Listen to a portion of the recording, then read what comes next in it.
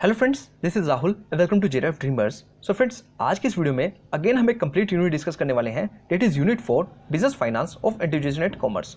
सो friends, अगर इससे previous videos की बात की जाए तो मैं ऑलरेडी आपके साथ unit first, unit second and unit third of individual commerce discuss कर चुका हूँ। होप आपने उन वीडियोस को भी देख लिया होगा। सो अगर बात की जाए आज की इस वीडियो में हम कौन कौन से टॉपिक्स पर ज़्यादा फोकस करने वाले हैं तो एक बार देख लेते हैं। तो सबसे पहले है sources of finance and lease financing. ये दोनों के दोनों जो है एक इंपॉर्टेंट टॉपिक है। दोनों में से एक क्वेश्चन तो आपको देखने को मिलेगा। ओके, उसके बाद बात की जाए कॉस्ट ऑफ कैपिटल। तो cost of capital is one of the most important topic. Practical question यहां से आपको देखने के पूरे चांसेस हैं। एंड उसके बाद बात की जाए कैपिटल स्ट्रक्चर की थ्योरीज, अगेन एक इंपॉर्टेंट टॉपिक। इसमें से तो डेफिनेटली आप 99% चांस है कि आपको इसमें से क्वेश्चन डेफिनेटली देखने को मिलेगा। उसके बाद हम बात करें कैपिटल बजटिंग की टेक्निक्स, अगेन एक important topic. Working capital management and dividend की थ्योरीज, डिविडेंड डिसीजन की थ्योरीज, ये भी एक इंपॉर्टेंट टॉपिक है। यहां से भी क्वेश्चन डेफिनेटली चांसेस है कि आएगा। उसके बाद हम बात करें foreign exchange market and ADR and GDR, तो इसमें से भी क्वेश्चन देखने के पूरे चांसेस हैं।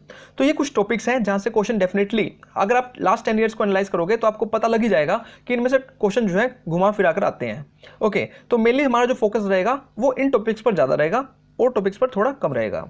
ओके, सो चलिए स्टार्ट करते हैं। ओके, सबसे पहले बात करते हैं meaning and scope of business finance. देखो, हम बिजनेस फाइनेंस यूनिट कर रहे हैं तो एटलीस्ट हमें उसका मीनिंग तो क्लियर होना ही चाहिए। ओके, चलिए डिस्कस करते हैं। देखो, बिजनेस फाइनेंस क्या है? देखो, finance is just like a blood for an organisation. हमें जीवित रहने के लिए हमें खून की जरूरत है, ब्लड की जरूरत है। सेम इस तरह बिजनेस को चलाने के लिए फाइनेंस की जरूरत है। Okay, so money required for carrying out business activities is called business finance. जितनी भी मनी रिक्वायर्ड होती है एक बिजनेस को चलाने के लिए, उसी को हम बिजनेस फाइनेंस कहते हैं। Okay, finance is needed to establish a business, to run it, to modernise it और टू एक्सपेंड और डाइवर्सिफाई इट। अब एक बिजनेस को स्टार्ट करने के लिए ही बिजनेस फाइनेंस की रिक्वायर्ड नहीं होती, ठीक है। मनी की रिक्वायरमेंट हमें उसको एक्सपेंड करने के लिए, डाइवर्सिफाई करने के लिए, हर एक छोटी से छोटी चीज के लिए चाहिए, ठीक है। चाहे डे टू डे बिजनेस चलाना हो या हमें लॉन्ग टर्म के लिए कोई एसेट्स परचेज करनी हो, मनी की रिक्वायरमेंट हर एक चीज के लिए होती है। तो it is required for buying a variety of assets, ठीक है। अब वो एसेट्स कौन सी है? जैसे फैक्ट्रीज हो गया, बिल्डिंग हो गया, ऑफिस हो गया, इंटेंजिबल एसेट्स हो गया। Intangible in the sense goodwill कह सकते हैं हम। ओके, तो ये सब चीजों के लिए हमें क्या है? फाइनेंस की रिक्वायरमेंट होती है। तो ये जस्ट एक बेसिक मीनिंग था कि बिजनेस फाइनेंस होता क्या है। Okay, scope of business finance, most important topic, ठीक है। कई बार क्वेश्चन आया हुआ है, विच one of the following is not come under the scope of business finance. तो इस तरह का क्वेश्चन सीधा सीधा आपसे पूछा जा सकता है। तो देखो, बिजनेस फाइनेंस का स्कोप क्या होगा? हर वो चीज जो फाइनेंस से रिलेट रखती है, ठीक है, उसको कहेंगे बिजनेस फाइनेंस का स्कोप के अंडर आती है। जैसे कि मेरे को फाइनेंस को एनालाइज करना है या मेरे को प्लानिंग करनी है कि मेरे को कितना फाइनेंस रिक्वायर्ड होगा एक बिजनेस के अंदर, ठीक है। फाइनेंस के मॉनिटरिंग करनी है कि कहाँ का मेरा फाइनेंस यूज हो रहा है एक ऑर्गेनाइजेशन के अंदर। तो हर एक चीज जो कि फाइनेंस से रिलेट रखती है वो हमारा पार्ट होता है बिजनेस फाइनेंस का। चलो देख लेते हैं एक बार। Analysis and research of financial statement. आप जितनी भी फाइनेंशियल स्टेटमेंट को एनालाइज कर रहे हो या उसके रिगार्डिंग रिसर्च कर रहे हो, वो एक पार्ट है किस चीज का? बिजनेस फाइनेंस का। It analysis the situation which can be financial problem that arises in the advertisement of A business firm. Okay, तो इसमें क्या है? हम हर एक उस सिचुएशंस को एनालाइज करते हैं जिसके अंदर जो है हमें फाइनेंशियल प्रॉब्लम फेस करनी पड़ती है। Okay, financial planning and controlling. अब any business or company must manage and make their analysis that is good financially. The financial manager should have knowledge about the present financial situation of the firm to make this financial planning and management accordingly. देखो, financial planning करने के लिए सबसे बड़ी बात यह है कि हमें हर एक चीज के बारे में नॉलेज होनी चाहिए। जो ऑर्गेनाइजेशन के अंदर कहाँ कहाँ हमारा फाइनेंस रिक्वायर्ड है, ठीक है, कौन कौन सी एसेट्स हमने परचेज करनी है, तो ये नॉलेज किसके पास होगी? फाइनेंशियल मैनेजर के पास होगी, ठीक है। तो फाइनेंशियल प्लानिंग भी किसका पार्ट है?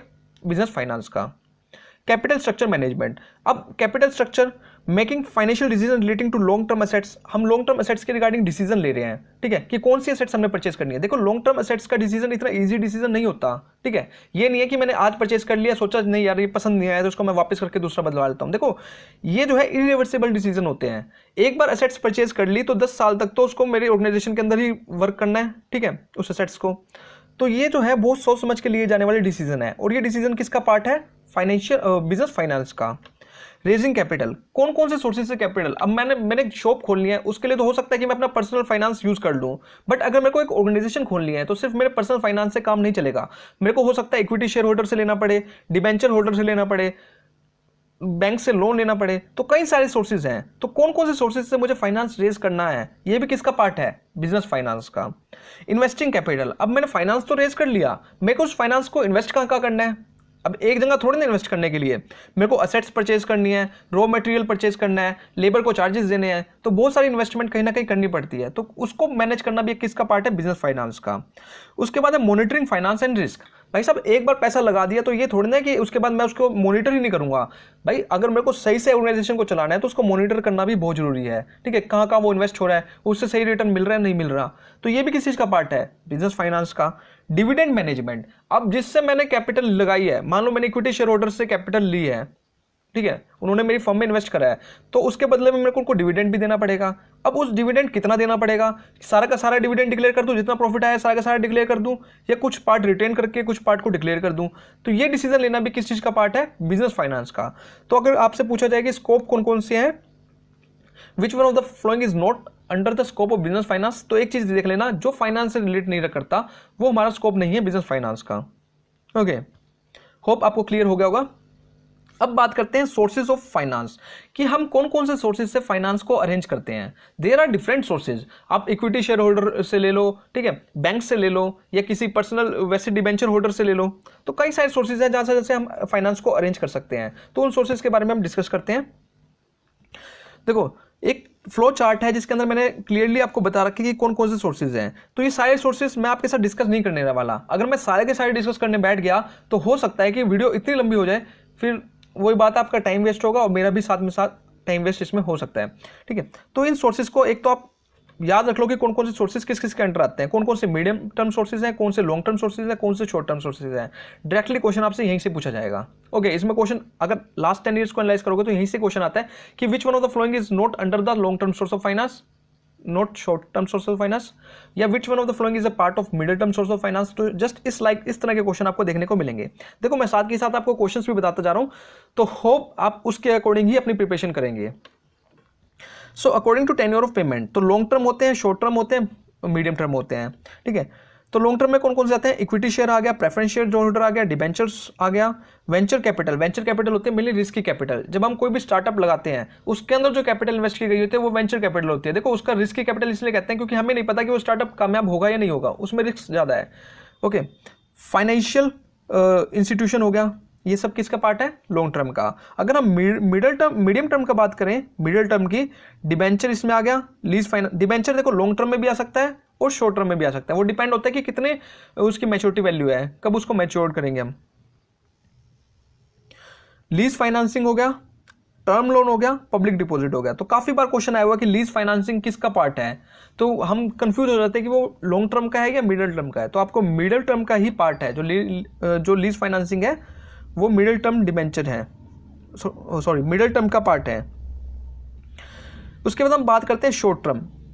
देखो 5 से लेके 1 ईयर तक के लिए हम मिडिल टर्म डिस्कस लेके चलेंगे। 5 ईयर से लंबे समय के लिए अगर हम कोई पैसा अरेंज कर रहे हैं तो वो होगा लॉन्ग टर्म का पार्ट, और अगर हम शॉर्ट टर्म की बात करें तो लेस देन 1 ईयर। ओके, तो शॉर्ट टर्म की अगर हम बात करें तो ट्रेड क्रेडिट हो गया, फैक्टोरिंग हो गया, बैंक लोन हो गया, कैश क्रेडिट हो गया, कमर्शियल पेपर हो गया, हायर परचेज हो गया, retained earning, provision for depreciation, provision for taxation, proposed dividend. तो these are the part of short term. Okay, अब अकॉर्डिंग टू ओनरशिप की बात करें तो ओनरशिप में इक्विटी शेयर आ गया, प्रेफरेंस शेयर्स आ गया, और बोरोड में किस में आते हैं, डिबेंचर आ गया, फाइनेंशियल इंस्टीट्यूशन आ गया जहाँ से हम बोरो करते हैं मनी को, ठीक है, वो कौन से हो गया, डिबेंचर और फाइनेंशियल इंस्टीट्यूशन। अगर हम according to generalisation of sources of generation करें तो इंटरनल सोर्सेज होता है, एक्सटर्नल सोर्सेज होता है। तो इंटरनल सोर्सेज में क्या क्या आ गया, इक्विटी शेयर आ गया, प्रेफरेंस शेयर आ गया, रिटेन अर्निंग आ गया, provision for depreciation, provision for taxation, proposed dividend. और अगर हम बात करें एक्सटर्नल सोर्सेज की तो डिबेंचर्स आ गया, financial institution, trade credit, factoring, bank loan, cash credit, commercial paper, hire purchase. तो देखो ये सारे सोर्सेज हैं। आपसे ये क्वेश्चन आ सकता है विच one of the following is not a part of internal source of finance, which one of the following is not a part of external source of finance, या ये पूछा जा सकता है विच one of the following is come under the middle term source of finance. तो question generally आपको इस topic में से यही क्वेश्चन देखने को मिलेगा। तो इसके लिए जरूरी है कि आपको सारे के सारे फाइनेंस का पता होना चाहिए कौन सा किसके अंडर आता है। ओके, इसके बारे में हम डिस्कस करते हैं नेक्स्ट स्लाइड के अंदर। चलिए सबसे पहले बात करते हैं बेस्ड ऑन द पीरियड की अगर बेस बात करें तो लॉन्ग टर्म फाइनेंस कौन से होते हैं, लॉन्ग टर्म सोर्सेज, वो सोर्सेज जहां से हम 5 ईयर से ज्यादा के लिए अरेंज कर रहे हैं, ठीक है, मोर देन 5 ईयर के से हम क्या कर रहे हैं, मनी को अरेंज कर रहे हैं, वो कौन से होते हैं, long term sources of finance. The long term fund is utilized for more than 5 years. The fund is arranged through preference and equity. तो मेनली जो फंड अरेंज होते हैं लॉन्ग टर्म के अंदर वो फाइनेंस इक्विटी शेयर से और preference share holder से अरेंज किया जाते हैं. अगर मीडियम टर्म की बात करें तो these are short term debt last for more than 1 year but less than 5 years. तो 1 ईयर से लेके 5 ईयर तक के लिए अगर हम कोई फंड्स को अरेंज कर रहे हैं तो वो आता है पार्ट है किस चीज का, middle term source of finance का. Okay, the source of borrowings from a public deposit, commercial banks, commercial paper, loan from financial institution, तो ये सब पार्ट किस चीज के हैं, middle term source of finance. इसके बाद हम बात करते हैं शॉर्ट टर्म. तो लेस देन 1 ईयर के जितने भी हम जहां से बोरोड कर रहे हैं लेस देन 1 ईयर के लिए, वो सारे पार्ट है किस चीज का, short term source of finance का. इसमें क्या क्या है, कमर्शियल पेपर आ गया, ट्रेड क्रेडिट आ गया, तो ये सारे किस चीज़ का एग्जांपल है, short term source of finance. Okay, तो मैंने यहाँ पे क्लियरली शो कर रखा है कि कौन कौन सा पार्ट है लॉन्ग टर्म का, कौन सा है मिडिल टर्म का, कौन सा है शॉर्ट टर्म का. होप मैं इसको पहले भी डिस्कस कर चुका हूँ. इसमें एक आधी चीज़ जैसे बिल डिस्काउंटिंग हो गया, होप आप इनके बारे में जानते होंगे. देखो मैं इसके ऊपर वीडियो नहीं बना रहा बिल डिस्काउंटिंग क्या होता है, ट्रेड क्रेडिट क्या होता है, क्योंकि मुझे इसमें अगर मैं वीडियोज़ बनाने लगा इन छोटे छोटे टॉपिक्स पर तो काफ़ी वीडियो लॉन्ग हो जाएगी, तो इसके लिए आपको प्रॉब्लम हो जाएगी. इस करके मैं इसको इसमें इंक्लूड नहीं कर रहा. मैं सेपरेट वीडियो अगर आप कहोगे तो मैं बना दूंगा इसके ऊपर. ओके, चलिए. तो एक दो मेजर टर्म है जिसके बारे में हम डिस्कस कर लेते हैं. Public deposit. अब पब्लिक डिपॉजिट जो है एक middle term source of finance है, मीडियम टर्म जिसको हम कहते हैं, raised for a fixed period of time. तो ये एक फिक्स्ड पीरियड ऑफ टाइम के लिए ही रेज किया जाता है. ओके, मैक्सिमम 3 ईयर्स के लिए जो है एक कंपनी पब्लिक डिपॉजिट कर सकती है. तो मैक्सिमम पीरियड जो है इसका आपको याद रखना है 3 ईयर्स के लिए, रेगुलेटेड बाय आरबीआई. और ये भी मेन है, कई बार हम क्वेश्चन ये आता है कि सो फ्रेंड्स हमारा जो नेक्स्ट इंपॉर्टेंट टॉपिक है वो है लीज फाइनेंसिंग, जहाँ से हमें बहुत बार क्वेश्चन देखने को मिलता है. सो काफ़ी इजी टॉपिक है, चलिए देखते हैं, डिस्कस करते हैं इसको भी. ओके, लीज फाइनेंसिंग है क्या. So lease financing is one of the most important source of medium and long term source of financing. देखो हम इसको ये नहीं कह सकते कि मीडियम टर्म का पार्ट है ये लॉन्ग टर्म का. ये डिपेंड करता है कि वो एग्रीमेंट कितने टाइम पीरियड के लिए है. हो सकता है एग्रीमेंट शॉर्ट टाइम पीरियड के लिए हो तो हम उसको मीडियम टर्म पे डिस्कस कर लेंगे, या फिर हो सकता है वो हमारा लॉन्ग टाइम पीरियड 10 साल 15 साल के लिए भी लीज हो सकती है, तो वो long term source of finance का पार्ट हो जाएगा. Okay, where the owner of an assets gives another person the right to use that assets against periodical payments. तो इसमें क्या होता है लीज फाइनेंसिंग एग्रीमेंट के अंदर कि जो ओनर है असेट्स का वो अपनी एसेट्स को किसी दूसरे को दे देता है कुछ टाइम पीरियड के लिए. ओके, लीज पर, और उसके बदले में वो क्या लेता है, पेमेंट लेता है उससे जिसको दिया है. The owner of the assets is known as lessor. तो ये इंपॉर्टेंट थिंग है कि जो ओनर है एसेट्स का इस एग्रीमेंट के उसमें उसको क्या कहा जाता है, लीजर. और जो यूजर है जो उस एसेट्स को यूज कर रहा है उसको क्या जाता है, लीजी. ठीक है, इसमें दो पार्टीज होती हैं, एक लीजर और एक लीजी. ओनर को क्या कहते हैं, लीजर, एंड जो यूज कर रहा है उसको क्या कहते हैं, लीजी. ओके, अब एग्रीमेंट 3 तरह के होते हैं. हमारे जो लीज एग्रीमेंट है वो 3 तरह का होता है. काफ़ी बार जो क्वेश्चन आया है वो इन टाइप्स में से ही आया हुआ है. ओके, इसको आपको अच्छे से करना है. फर्स्ट है फाइनेंशियल लीज. अब फाइनेंशियल लीज क्या होता है, it is the lease where the lessor transfers substantially all the risk and rewards of ownership of assets to the lessee for lease rental. तो देखो ये एक ऐसा एग्रीमेंट है, फाइनेंशियल लीज एक ऐसा एग्रीमेंट है जिसके अंदर जो ओनर है वो क्या करता है, रिस्क को भी ट्रांसफर कर देता है किसकी तरफ, लीजी की तरफ, जो उसको यूज कर रहा है. ओके, असेट्स तो ट्रांसफर करता है लेकिन साथ में उसका रिस्क, अगर मान लो असेट्स को कोई भी मान लो खराब हो जाती है, असेट्स को ऐसे यूज करने वाली असेट्स हैं या कुछ भी कमी आती है उसके अंदर, तो उसका जो रिस्क बियरर है वो कौन होगा, लीजी होगा जो उसको यूज कर रहा है. Okay, lessee is responsible for the maintenance of assets. तो उस असेट्स को मेंटेन भी कौन करवाएगा, लीजी करवाएगा. No asset backed risk and reward is taken by lessor. अब ओनर का काम है भाई उसको असेट्स देना, बस असेट्स दी और वो अपना साइड हो गया. ठीक है, आगे उस असेट्स को कोई रिस्क होता है तो उसके जिम्मेवार कौन होगा, लीजी होगा जो उसको यूज कर रहा है. Such type of lease is non cancellable lease. तो ये जो लीज होती है ये नॉन कैंसिलेबल होती है. मतलब अगर आपका एक बार क्लोज बन गया, अगर आपने 10 साल के लिए कोई एसेट्स को ले लिया तो जस्ट ले लिया. ओके, उसके बाद वो कैंसिल नहीं कर सकता. Also called capital lease. तो इंपॉर्टेंट है, इस लीज को हम कैपिटल लीज भी कहते हैं. तो फाइनेंशियल लीज मेनली अगर हम एक समरी की फॉर्म में बात करें तो ये एक लॉन्ग टर्म लीज होती है. ठीक है, जिसके अंदर सारा का सारा रिस्क ट्रांसफर कर दिया जाता है टुवर्ड्स द लीजी. ओके, लीजी को ही क्या करना पड़ता है, अगर कल को असेट्स में कोई खराबी आती है या उसकी मेंटेनेंस करवानी है तो वो लीजी को खुद से करवानी पड़ेगी. उसके लिए जो ओनर है वो जिम्मेवार नहीं होगा. इसके अंदर कोई भी नॉन कैंसिलेबल क्लॉज नहीं दिया गया है, मतलब अब लीज को कैंसिल नहीं कर सकते, एक बार एग्रीमेंट हो गया तो हो गया. ओके, तो इसको हम कैपिटल लीज भी कहते हैं. इसके बाद बात करते हैं ऑपरेटिंग लीज. जस्ट अपोजिट है किसका, फाइनेंशियल लीज का. अब ऑपरेटिंग नाम से पता लग रहा है शॉर्ट टर्म के लिए है, ठीक है, वो लॉन्ग टर्म के लिए थी, ये शॉर्ट टर्म के लिए है। Here risk and rewards incidental to the ownership of assets are not transferred. सबसे इंपॉर्टेंट बात यहाँ पे ये है कि यहाँ पे रिस्क को ट्रांसफर नहीं किया जाता। ओके, यहाँ पे जो रिस्क बियर है वो ओनर ही रहता है। The lessee term is much lower than the economical life of the assets. तो जो यहाँ पे लीज एग्रीमेंट होता है, जितने टाइम पीरियड के लिए होता है, वो उसकी असेट्स की लाइफ से कम होता है। ठीक है, मान लो असेट्स की लाइफ 10 साल की है, तो यहाँ पे जो एग्रीमेंट होगा वो 3 साल का, 4 साल का, तो मैक्सिमम 5 साल का जो है इसमें गिना जाता है। The lessee has the right to terminate the lease. यहाँ पे कैंसिलेबल क्लोज दिया गया है। अगर लीजी का मन कर जाता है भाई 1 साल बाद, मान लो कोई अगर उसने लैंड लिया है या शॉप वगैरह ली है लीज पे, तो अगर उसका मन कर जाता है तो भाई वो क्या कर सकता है, एग्रीमेंट को ब्रेक कर सकता है, उसके पास ये राइट है। Risk and rewards incidental to the ownership of assets are borne by the lessor. तो ओनर ही जो है यहाँ पे रिस्क को बोर्न करेगा। ओके, तो ये दोनों का एक मतलब कह सकते हैं ऑपरेटिंग लीज जो है वो अपोजिट है किसके, फाइनेंशियल लीज के। इसके बाद हम बात करते हैं सेल एंड लीज बैक। आपके पास कोई असेट्स है, ठीक है, अब बट दिक्कत यह है कि आपके पास पैसा नहीं है, तो आप क्या करोगे, उस असेट्स को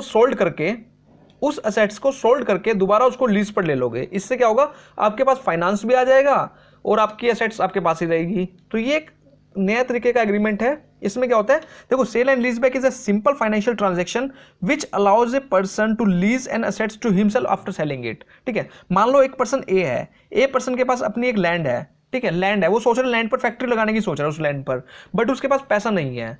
ठीक है, पैसा नहीं है उसके पास। उसने क्या करा, ए पर्सन ने बी पर्सन को वो लैंड सेल कर दी। ठीक है, सपोज करो 1 करोड़ रुपए की सेल कर दी।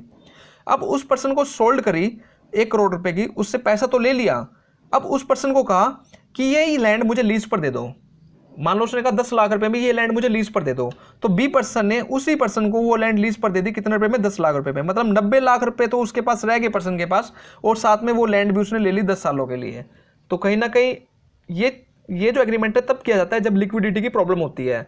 तो क्वेश्चन इसके ऊपर डायरेक्टली आया हुआ है कि sale and lease back agreement किस टाइम पर ज़्यादा सुटेबल रहता है।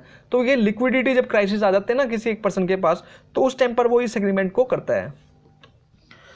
एक company usually entry lease back transaction for accounting and taxation purpose. देखो, सिर्फ ये अकाउंटिंग पर्पस ही तो है, जस्ट लैंड भी उसके पास है, पैसा भी आ गया, कुछ गया ही नहीं उसके पास, तो ये अकाउंटिंग पर्पस के लिए जनरली ये ट्रांजैक्शन जो है की जाती है। अब आता है time value of money.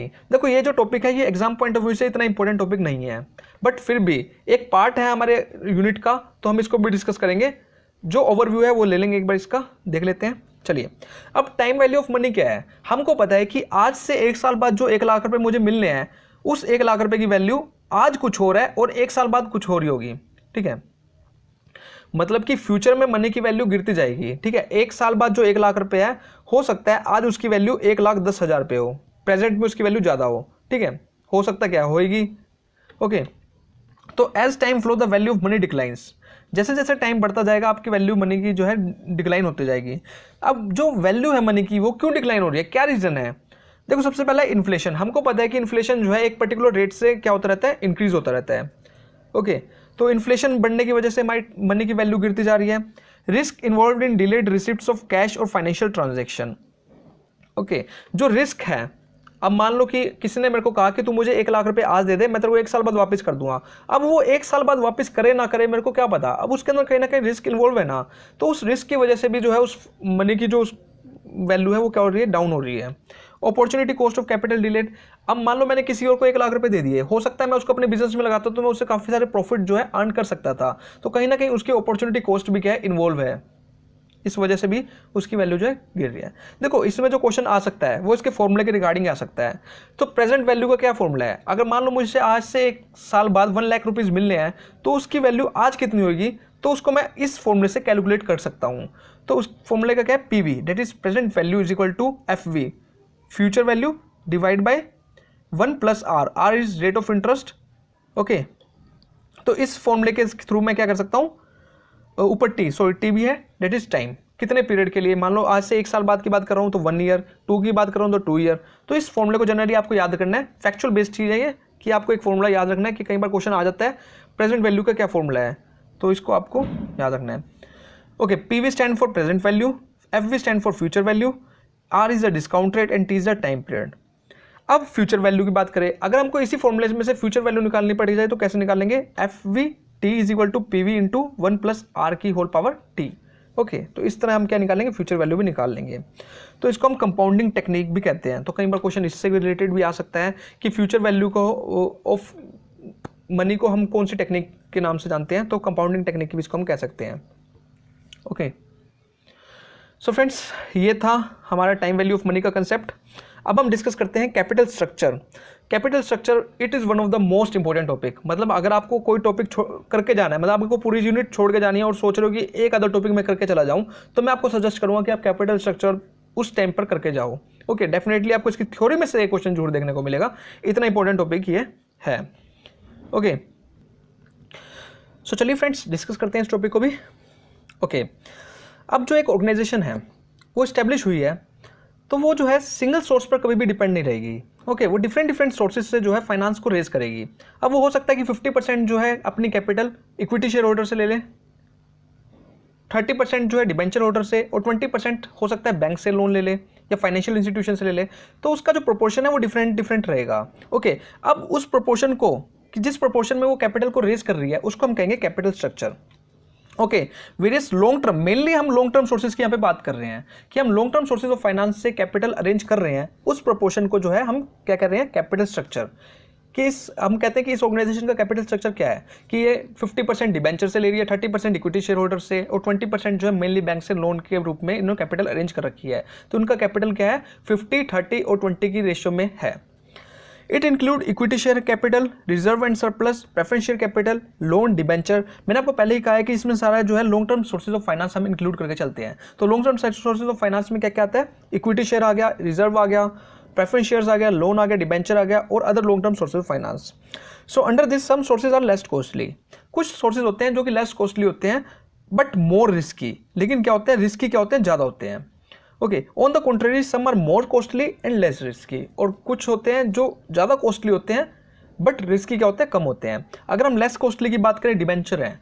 Debenture जो है हमको इतने कॉस्टली नहीं होते। क्यों नहीं होते, क्योंकि उसमें कहीं ना कहीं हमको टैक्स की एडवांटेज मिल जाती है, बट वो रिस्की बहुत ज़्यादा होते हैं। क्यों रिस्की होते हैं, क्योंकि अगर मान लो कल को कंपनी इंसॉल्वेंट होती है, तो सबसे पहले उनको जो पैसे देने पड़ेंगे, किसको देने पड़ेंगे, डिबेंचर होल्डर को देने पड़ेंगे। Okay, but on the other hand अगर हम बात करें इक्विटी शेयर होल्डर की, वो हमारे को ज़्यादा कॉस्टली पड़ते हैं क्योंकि हमको अपना प्रॉफिट शेयर करना पड़ता है, बट रिस्की कम होते हैं क्योंकि सबसे लास्ट में उनको पैसा देना पड़ता है इन केस अगर ऑर्गेनाइजेशन जो है इंसॉल्वेंट हो जाती है। तो इस करके डिपेंड करता है कि हर एक सोर्सेज की अपनी अपनी एडवांटेज है और अपनी अपनी डिसएडवांटेज भी है। अब हम बात करें कैपिटल स्ट्रक्चर के फीचर्स की, तो कई बार आ जाता है, वैसे क्वेश्चन इतना इंपॉर्टेंट नहीं है कि which one of the following is not a feature of capital structure. तो हमारा जो कैपिटल स्ट्रक्चर है वो सिंपल होना चाहिए। ये नहीं है कि हम 10-15 सोर्सेज से फाइनेंस को रेज कर रहे हैं। हो सकता है कि 3-4 चल जाता है, इनफ है, बट ज़्यादा उसमें हम डिफिकल्ट नहीं बनाना चाहिए उसको। ओके, फ्लेक्सिबिलिटी होना चाहिए। ये नहीं है कि मैंने एक से फाइनेंस रेज कर लिया तो उसको मैं लॉन्ग टर्म के लिए ही वो कर रहा हूँ। नहीं, अगर मान लो उससे मेरे को ज़्यादा लॉस हो रहा है, ओके, या मेरे को ज़्यादा कॉस्टली पड़ रहा है, तो मेरा फाइनेंशियल कैपिटल स्ट्रक्चर इस तरह का होना चाहिए कि मैं उसको टाइमली चेंज भी कर सकूँ। मिनिमम रिस्क होना चाहिए, रिस्क ही बिल्कुल भी नहीं होना चाहिए, कम से कम रिस्क होना चाहिए। आप इक्वल अमाउंट में डिबेंचर लो, इक्वल अमाउंट में आप इक्विटी लो, वो ज़्यादा बेस्ट है। ये नहीं है कि आप सोच रहे हो कि मैं प्रॉफिट मोटिव के पॉइंट ऑफ व्यू से डिबेंचर ज़्यादा ले लेता हूँ और इक्विटी कम कर देता हूँ, तो कहीं ना कहीं उसमें रिस्क भी ज़्यादा आ जाएगा। मिनिमम कॉस्ट ऑफ कैपिटल, आपकी कॉस्ट ऑफ कैपिटल भी मिनिमम आनी चाहिए। ऑप्टिमम एक तरह से हम कह सकते हैं कि हमारा कैपिटल स्ट्रक्चर होना चाहिए। मैक्सिमम प्रॉफिटेबिलिटी, हर कोई चाहता है कि प्रॉफिटेबिलिटी ज़्यादा से ज़्यादा हो, तो इस तरह का कैपिटल स्ट्रक्चर होना चाहिए कि हमारी प्रॉफिटेबिलिटी क्या हो, मैक्सिमम हो। ओके, आ जाते हैं हम अपने इंपॉर्टेंट टॉपिक पर, थ्योरीज ऑफ कैपिटल स्ट्रक्चर। काफ़ी इंपॉर्टेंट टॉपिक है, चलिए डिस्कस करते हैं। हमारी टोटल 4 थ्योरी हैं, उन चारों थ्योरी के बारे में हम डिस्कस करेंगे इस वीडियो के अंदर। ओके, सबसे पहला है नेट इनकम अप्रोच। सबसे सिंपल अप्रोच है नेट इनकम अप्रोच। सबसे पहली थिंग किसने इसको सजेस्ट किया था, डुरांड। ये चीज़ आपको याद रखनी है, मैच ऑफ द फ्लोइंग में कई बार क्वेश्चन आए हुए हैं। According to this approach a change in the financial leverage affects the value of the firm. देखो, ये चारों अप्रोच किस चीज़ के रिगार्डिंग बात कर रही हैं। इस जो 4 अप्रोच हम डिस्कस करेंगे इसमें यही बात की गई है कि आप मान लो फाइनेंशियल लिवरेज किस चीज़ को कहते हैं, कि आप अपनी ऑर्गेनाइजेशन के अंदर डिबेंचर का यूज़ कर रहे हो, तो आपकी फर्म की वैल्यू पर क्या इफेक्ट पड़ेगा। कुछ इफेक्ट पड़ेगा भी या नहीं पड़ेगा। अब कुछ तो कहते हैं कि पड़ेगा, कुछ अप्रोचेज ये कह रही है कि पड़ेगा इफेक्ट, लेकिन कुछ कहती है कि नहीं पड़ेगा। ओके, अब नेट इनकम अप्रोच क्या कहती है कि आप अपनी फाइनेंशियल लिवरेज को चेंज करोगे। Okay, financial leverage in the sense हम कह सकते हैं रेशियो ऑफ डेप्ट टू इक्विटी, कि आप डेप्ट को बढ़ाओगे और इक्विटी को कम करोगे तो आपकी वैल्यू ऑफ फर्म पर इफेक्ट पड़ेगा। अब इसकी एक्सप्लेनेशन क्या है, the total value of the firm is increased, हमारी जो फर्म की वैल्यू है वो इंक्रीज होगी by lowering its cost of capital. मतलब कि कहने का मतलब ये है यहाँ पे कि अगर आप डेप्ट का यूज करोगे तो कहीं ना कहीं आपको टैक्स की एडवांटेज मिलेगी, और अगर आपको टैक्स की एडवांटेज मिलेगी तो आपकी कॉस्ट ऑफ कैपिटल कम आएगी, जिससे आपकी फर्म की वैल्यू इंक्रीज होगी। जस्ट एक सिंपल सेंस में हम ये बात कर सकते हैं। So when cost of capital is lowest, जब आप डेप्ट का यूज करोगे आपकी कॉस्ट ऑफ कैपिटल क्या आएगी, कम आएगी। And the value of firm is greatest, we call it optimum capital structure. तो दुरान जी कहते हैं कि जब आपकी कॉस्ट ऑफ कैपिटल कम आएगी और आपकी फर्म की वैल्यू ग्रेटर होगी तो आपका जो स्ट्रक्चर होगा वो कैसा होगा, ऑप्टिमम होगा। And at this point the market price पर शेयर इज मैक्सिमाइज्ड, और वो कहते हैं कि जो हमारा मार्केट प्राइस का शेयर है वो क्या होगा, मैक्सिमाइज होगा। बिल्कुल होगा, जब हमारा कॉस्ट ऑफ कैपिटल मिनिमम है तो हमारी प्रॉफिटेबिलिटी ज़्यादा होगी और हमारा जो शेयर का प्राइस है वो भी कैसा होगा, मैक्सिमम होगा। The same is possible continuously by lowering its cost of capital by the use of डेप्ट। वो तो उन्होंने तो सिंपल सी बात कह दी, भाई आप डेप्ट का यूज करो, टैक्स की एडवांटेज लो, आपकी कॉस्ट ऑफ कैपिटल कम आएगी और आपकी फर्म की प्रॉफिटेबिलिटी बढ़ेगी। प्रॉफिटेबिलिटी बढ़ेगी तो आपका मार्केट प्राइस जो है बढ़ेगा। बट वो ये देखना भूल गए कि भाई साहब डेप्ट का यूज करोगे तो कहीं ना कहीं रिस्क भी तो ज़्यादा होगा, वो रिस्क को इन्होंने इंक्लूड करा नहीं। तो इस करके इनकी कुछ एजम्पशन भी है। अब एजम्पशन क्या है वो देख लेते हैं। इन्होंने मान के चला कि जो कॉस्ट ऑफ डेप्ट है वो लेस है कॉस्ट ऑफ इक्विटी से, कॉस्ट ऑफ इक्विटी से कम है कॉस्ट ऑफ डेप्ट, इस करके उन्होंने डेप्ट का यूज ज्यादा किया। देयर आर नो टैक्सेस, यहाँ पे किसी भी तरह के कोई टैक्सेस नहीं है। ओके, द यूज ऑफ डेप्ट doesn't change the risk perception of the investor. भाई साहब इन्होंने कहा कि रिस्क परसेप्शन पर तो कोई इफेक्ट पड़ेगा ही नहीं इन्वेस्टर की। क्यों नहीं पड़ेगा भाई, क्या इन्वेस्टर्स के पैसे नहीं लगे हुए इसके अंदर? तो ये एक कहीं ना कहीं जो है इलॉजिकल एजम्पशन उन्होंने लगा रखी है, जिस करके इस अप्रोच को इतनी इंपॉर्टेंस नहीं दी गई है। अब बात आती है इसके बिल्कुल अपोजिट। कहते हैं ना एक भाई दूसरे भाई के विरोध में चल रहा है, तो वो विरोध वाला भाई यही है, net income approach, net operating income approach. तो ये भी इन्होंने सजेस्ट करी है, किसने, डेविड दुरान ने। इस अप्रोच में क्या कहा गया, the approach is opposite to the net income approach. This approach consider that the capital structure decision is irrelevant for the value of firm. ये कहते हैं भाई साहब आप जैसे मर्जी यूज कर लो, चाहे आप डेप्ट को ज्यादा यूज कर लो, चाहे आप इक्विटी को ज्यादा यूज कर लो, वो कहीं ना कहीं हमारी वैल्यू ऑफ फर्म को इफेक्ट नहीं करेगा। अब वो क्यों नहीं करेगा उसके बारे में भी इन्होंने बता रखा है। पहले इसके assumption देख लेते हैं। इन्होंने कहा है कि कॉस्ट ऑफ डेप्ट जो है वो लेस देन है कॉस्ट ऑफ इक्विटी से। Risk perception of lender doesn't change, जो रिस्क परसेप्शन है वो भी चेंज नहीं होगी। नो कॉर्पोरेट टैक्स, और किसी तरह का कोई कॉर्पोरेट टैक्स नहीं होगा। अब इन्होंने एक्सप्लेनेशन क्या दी है ये देखते हैं। Net operating income approach advocates that the cost of equity increases with the increase in financial leverage.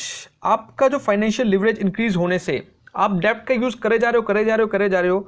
अब जो सामने जो बंदा इन्वेस्टर है, जो कॉस्ट ऑफ इक्विटी जिन्होंने शेयर्स परचेज कर रखे हैं, वो ये सोचेंगे यार डेप्ट इतना इंक्रीज हो गया, कल को कंपनी बंद होगी तो सबसे पहले पैसे इनको देने पड़ेंगे, हमको तो कुछ पैसे मिलेंगे ही नहीं।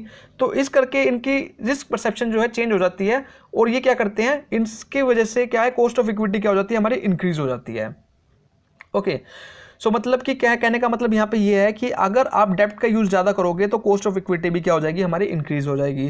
This is due to the increase risk assumed by the equity share holder due to the use of more डेप्ट बाय द फर्म। क्योंकि फर्म ज़्यादा डेप्ट का यूज कर रही है तो सीधी सी बात है कॉस्ट ऑफ इक्विटी भी तो इंक्रीज होगी। So to compensate for increase risk share holder would expect a higher rate of return on their investment. तो इंक्रीज रिस्क के बढ़ने से शेयर होल्डर भी चाहते हैं कि अब हमें ज़्यादा रिटर्न मिलना चाहिए, ठीक है। तो as such cost of equity increases as a result of increased financial leverage, whereas the cost of debt remain constant as the financial risk of lender doesn't affect it। ठीक है, अब आपने कहा कि कॉस्ट ऑफ, अगर आप डेप्ट बढ़ाओगे तो आपको क्या मिलेगी, एडवांटेज मिलेगी, ठीक है, टैक्स के अंदर एडवांटेज मिलेगी, जिससे आपकी कॉस्ट ऑफ कैपिटल क्या होगी, डाउन होगी। लेकिन डेप्ट का इंक्रीज करने से कहीं ना कहीं रिस्क इंक्रीज हुआ और कॉस्ट ऑफ इक्विटी क्या होगी, इंक्रीज होगी। अब एक साइड हमारी कॉस्ट ऑफ इक्विटी इंक्रीज हो रही है, एक साइड हमारी कॉस्ट ऑफ डेप्ट क्या हो रही है, डिक्रीज हो रही है। तो कहीं ना कहीं दोनों का जो है इफेक्ट जो है आपस में क्या कर जाता है, कंपेंसेट कर जाता है। तो हमारी वैल्यू फर्म पर कोई इफेक्ट नहीं पड़ता। यही कारण है कि हमारी जो वैल्यू ऑफ फर्म है वो हमारी कैसी रहती है, कॉन्स्टेंट रहती है।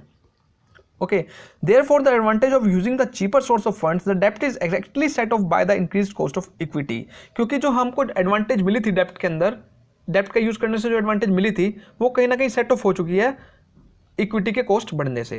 तो होप आपको क्लियर हो गया होगा कि जो नेट इनकम अप्रोच है वो क्या कह रही है और जो नेट ऑपरेटिंग इनकम अप्रोच है वो क्या कहना चाह रही है। दोनों एक दूसरे के बिल्कुल अपोजिट थे। अब आ जाती है ट्रेडिशनल अप्रोच। भाई ये कहती है कि ना मैं नेट इनकम अप्रोच का साथ देती, ना मैं नेट ऑपरेटिंग इनकम का साथ देती। अब और ये कहना क्या चाहती है ये देखते हैं एक बार। तो स्टार्टिंग में तो ये फेवरेबल करती है किसको, नेट इनकम अप्रोच को, फिर बाद में ये फेवर की पोजीशन लाती है किसकी, नेट ऑपरेटिंग इनकम अप्रोच की। किस तरह लाती है एक बार देखते हैं। The traditional approach establish a compromise और a midway between the net income approach and net operating income approach. The crux of traditional approach is that through judicious use of डेप्ट a firm can reduce its overall cost of capital.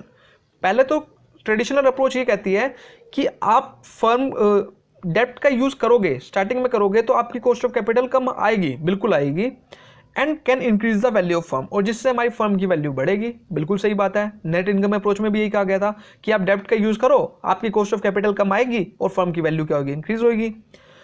The rationally behind this view is that डेप्ट is a relatively cheaper source of finance. और इसके पीछे reason क्या दिया इन्होंने कहा कि जो डेप्ट है वो कहीं ना कहीं चीपर सोर्स ऑफ फाइनेंस है, जिस करके जो है हमें डेप्ट की एडवांटेज मिलेगी और हमारी फर्म की वैल्यू क्या होगी, इंक्रीज होगी। हाउएवर, यहाँ पे हाउएवर आ गया, it occurs with in A reasonable limit. लेकिन ऐसा नहीं है कि पागलों की तरह आप डेप्ट ही यूज करते जाओ, डेप्ट की भी एक लिमिट होनी चाहिए। एक लिमिट के बाद अगर आप उसको ज़्यादा इंक्रीज करोगे, ज़्यादा सोर्स मतलब कि ज़्यादा पैसे आप डेप्ट से रेज करोगे तो कहीं ना कहीं हमारा रिस्क भी क्या होगा, इंक्रीज होगा। इफ द प्रोपोर्शन ऑफ डेप्ट is increase beyond a certain point the overall cost of capital start increasing. तो हमारी कॉस्ट जो है, ओवरऑल कॉस्ट ऑफ कैपिटल है, वो इंक्रीज होना स्टार्ट हो जाएगी। क्यों इंक्रीज होना स्टार्ट हो जाएगी? क्योंकि रिस्क भी तो इंक्रीज हो जाएगा। एक लिमिट तक तो मैं मानता हूं कि ठीक है डेप्ट का यूज करो, बट एक पर्टिकुलर लिमिट के बाद जो है कहीं ना कहीं रिस्क होना स्टार्ट हो जाएगा। उस करके क्या होगा, हमारी इक्विटी, कॉस्ट ऑफ इक्विटी भी क्या होगी, इंक्रीज होगी। वो इतनी इंक्रीज हो जाएगी कि जितनी हमारी कॉस्ट ऑफ डेप्ट का जो एडवांटेज मिल रहा था तो उस एडवांटेज को भी अब वो क्या कर जाएगी, क्रॉस कर जाएगी। ओके, जिससे मेरी ओवरऑल कॉस्ट ऑफ कैपिटल क्या है, वो इंक्रीज होनी स्टार्ट हो जाएगी। Thus an optimum capital structure exist and it occurs at the degree of financial leverage where overall cost of capital is minimum and the value of firm is maximum. Okay, तो optimum capital structure वहां पे exist करेगा जहां पे मेरा cost of capital तो minimum होगी और जो फर्म की वैल्यू है वो कैसे होगी, मैक्सिमम होगी। Thus under this approach 3 stages are occurred. तो कह सकते हैं कि कौन सी अप्रोच के अंदर जो है 3 स्टेजेस ओकर्ड होती हैं, तो वो ट्रेडिशनल अप्रोच के अंदर होती हैं। तो 3 स्टेजेस आपको पता लगी गया होगा। स्टार्टिंग में आपको टैक्स की एडवांटेज मिलेगी, आप डेप्ट का यूज करोगे तो आपकी फर्म की वैल्यू कम होगी। उसके बाद क्या होगा, एक ऐसी लाइन आ जाएगी जिसमें हमको कॉस्ट ऑफ इक्विटी जो है और जो कॉस्ट ऑफ डेप्ट है वो एक दूसरे को सेट ऑफ करेंगी। थर्ड जो स्टेज ये आएगी कि जिसमें मेरी कॉस्ट ऑफ इक्विटी तो इंक्रीज हो रही होगी और जो कॉस्ट ऑफ डेप्ट है वो मेरी कैसे रहेगी, कांस्टेंट रहेगी, जिससे मेरी ओवरऑल कॉस्ट ऑफ कैपिटल क्या है वो भी क्या होने लग जाएगी, इंक्रीज होने लग जाएगी। तो ये 3 स्टेजेस हैं जो कि डिस्कस की गई हैं ट्रेडिशनल अप्रोच के अंदर। होप आपको क्लियर हो गया होगा। चलिए अब लास्ट अप्रोच डिस्कस करते हैं, द मोदी-गिलानी एंड मिलर अप्रोच। अब मोदी-गिलानी एंड मिलर अप्रोच भी क्या करती है, दोनों अप्रोचेस को फेवरेबल करती है। किसको, नेट इनकम अप्रोच को भी और नेट ऑपरेटिंग इनकम अप्रोच को भी। किस तरह करती है देखते हैं।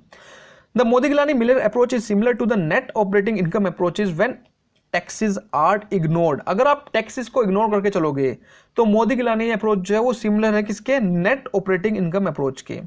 This theory proves that there is no relationship between the capital structure decision and the value of firm. ये थ्योरी कहती है कि भाई किसी तरह का कोई रिलेशन नहीं है किसके बीच में, कैपिटल स्ट्रक्चर के बीच में और वैल्यू फर्म के बीच में। However, it is improvement over the net operating income approach. It provides the behavioral justification. लेकिन ये जो है एक इम्प्रूव वर्जन है किस चीज का, नेट ऑपरेटिंग इनकम अप्रोच का। यहाँ पे कहीं ना कहीं बिहेवियरल जस्टिफिकेशन प्रोवाइड कर रखी है कि अगर ऐसा नहीं है तो क्यों नहीं है और अगर ऐसा है तो क्यों है। ओके, अब बात आती है कि the Modigliani approach when taxes are ignored, the theory propound that a change in the capital structure doesn't affect the value of overall cost of capital and the total value of the firm. इसमें कहते हैं कि अगर आप अपने capital structure के अंदर change करोगे, आप अपनी फाइनेंशियल लिवरेज के अंदर चेंज करोगे तो कुछ इफेक्ट नहीं पड़ेगा आपकी वैल्यू, फर्म की वैल्यू पर। इसके पीछे रीजन क्या है, इसके पीछे रीजन इन्होंने ये दिया है, the reason behind the theory is that although the dept is A cheaper source of equity with the increase use of dept as a source of finance the cost of equity also increases. इन्होंने भी यही कह दिया कि भाई माना डेप्ट एक cheaper source है, बट अगर आप डेप्ट का ज़्यादा यूज करोगे तो कहीं ना कहीं आपके रिस्क जो है वो इंक्रीज होगा, जिससे हमारी कॉस्ट ऑफ इक्विटी क्या होगी, वो इंक्रीज होगी और दोनों का क्या होगा, सेट ऑफ हो जाएगा, जिस करके जो है हमें एडवांटेज नहीं मिलेगी। This theory further propounded beyond a certain limit the cost of डेप्ट increases but the cost of equity falls, thereby again keeping the overall cost of capital constant. Cost of equity falls due to the arbitrage process. तो इन्होंने कहा कि यहाँ पर जो work करता है वो arbitrage process है।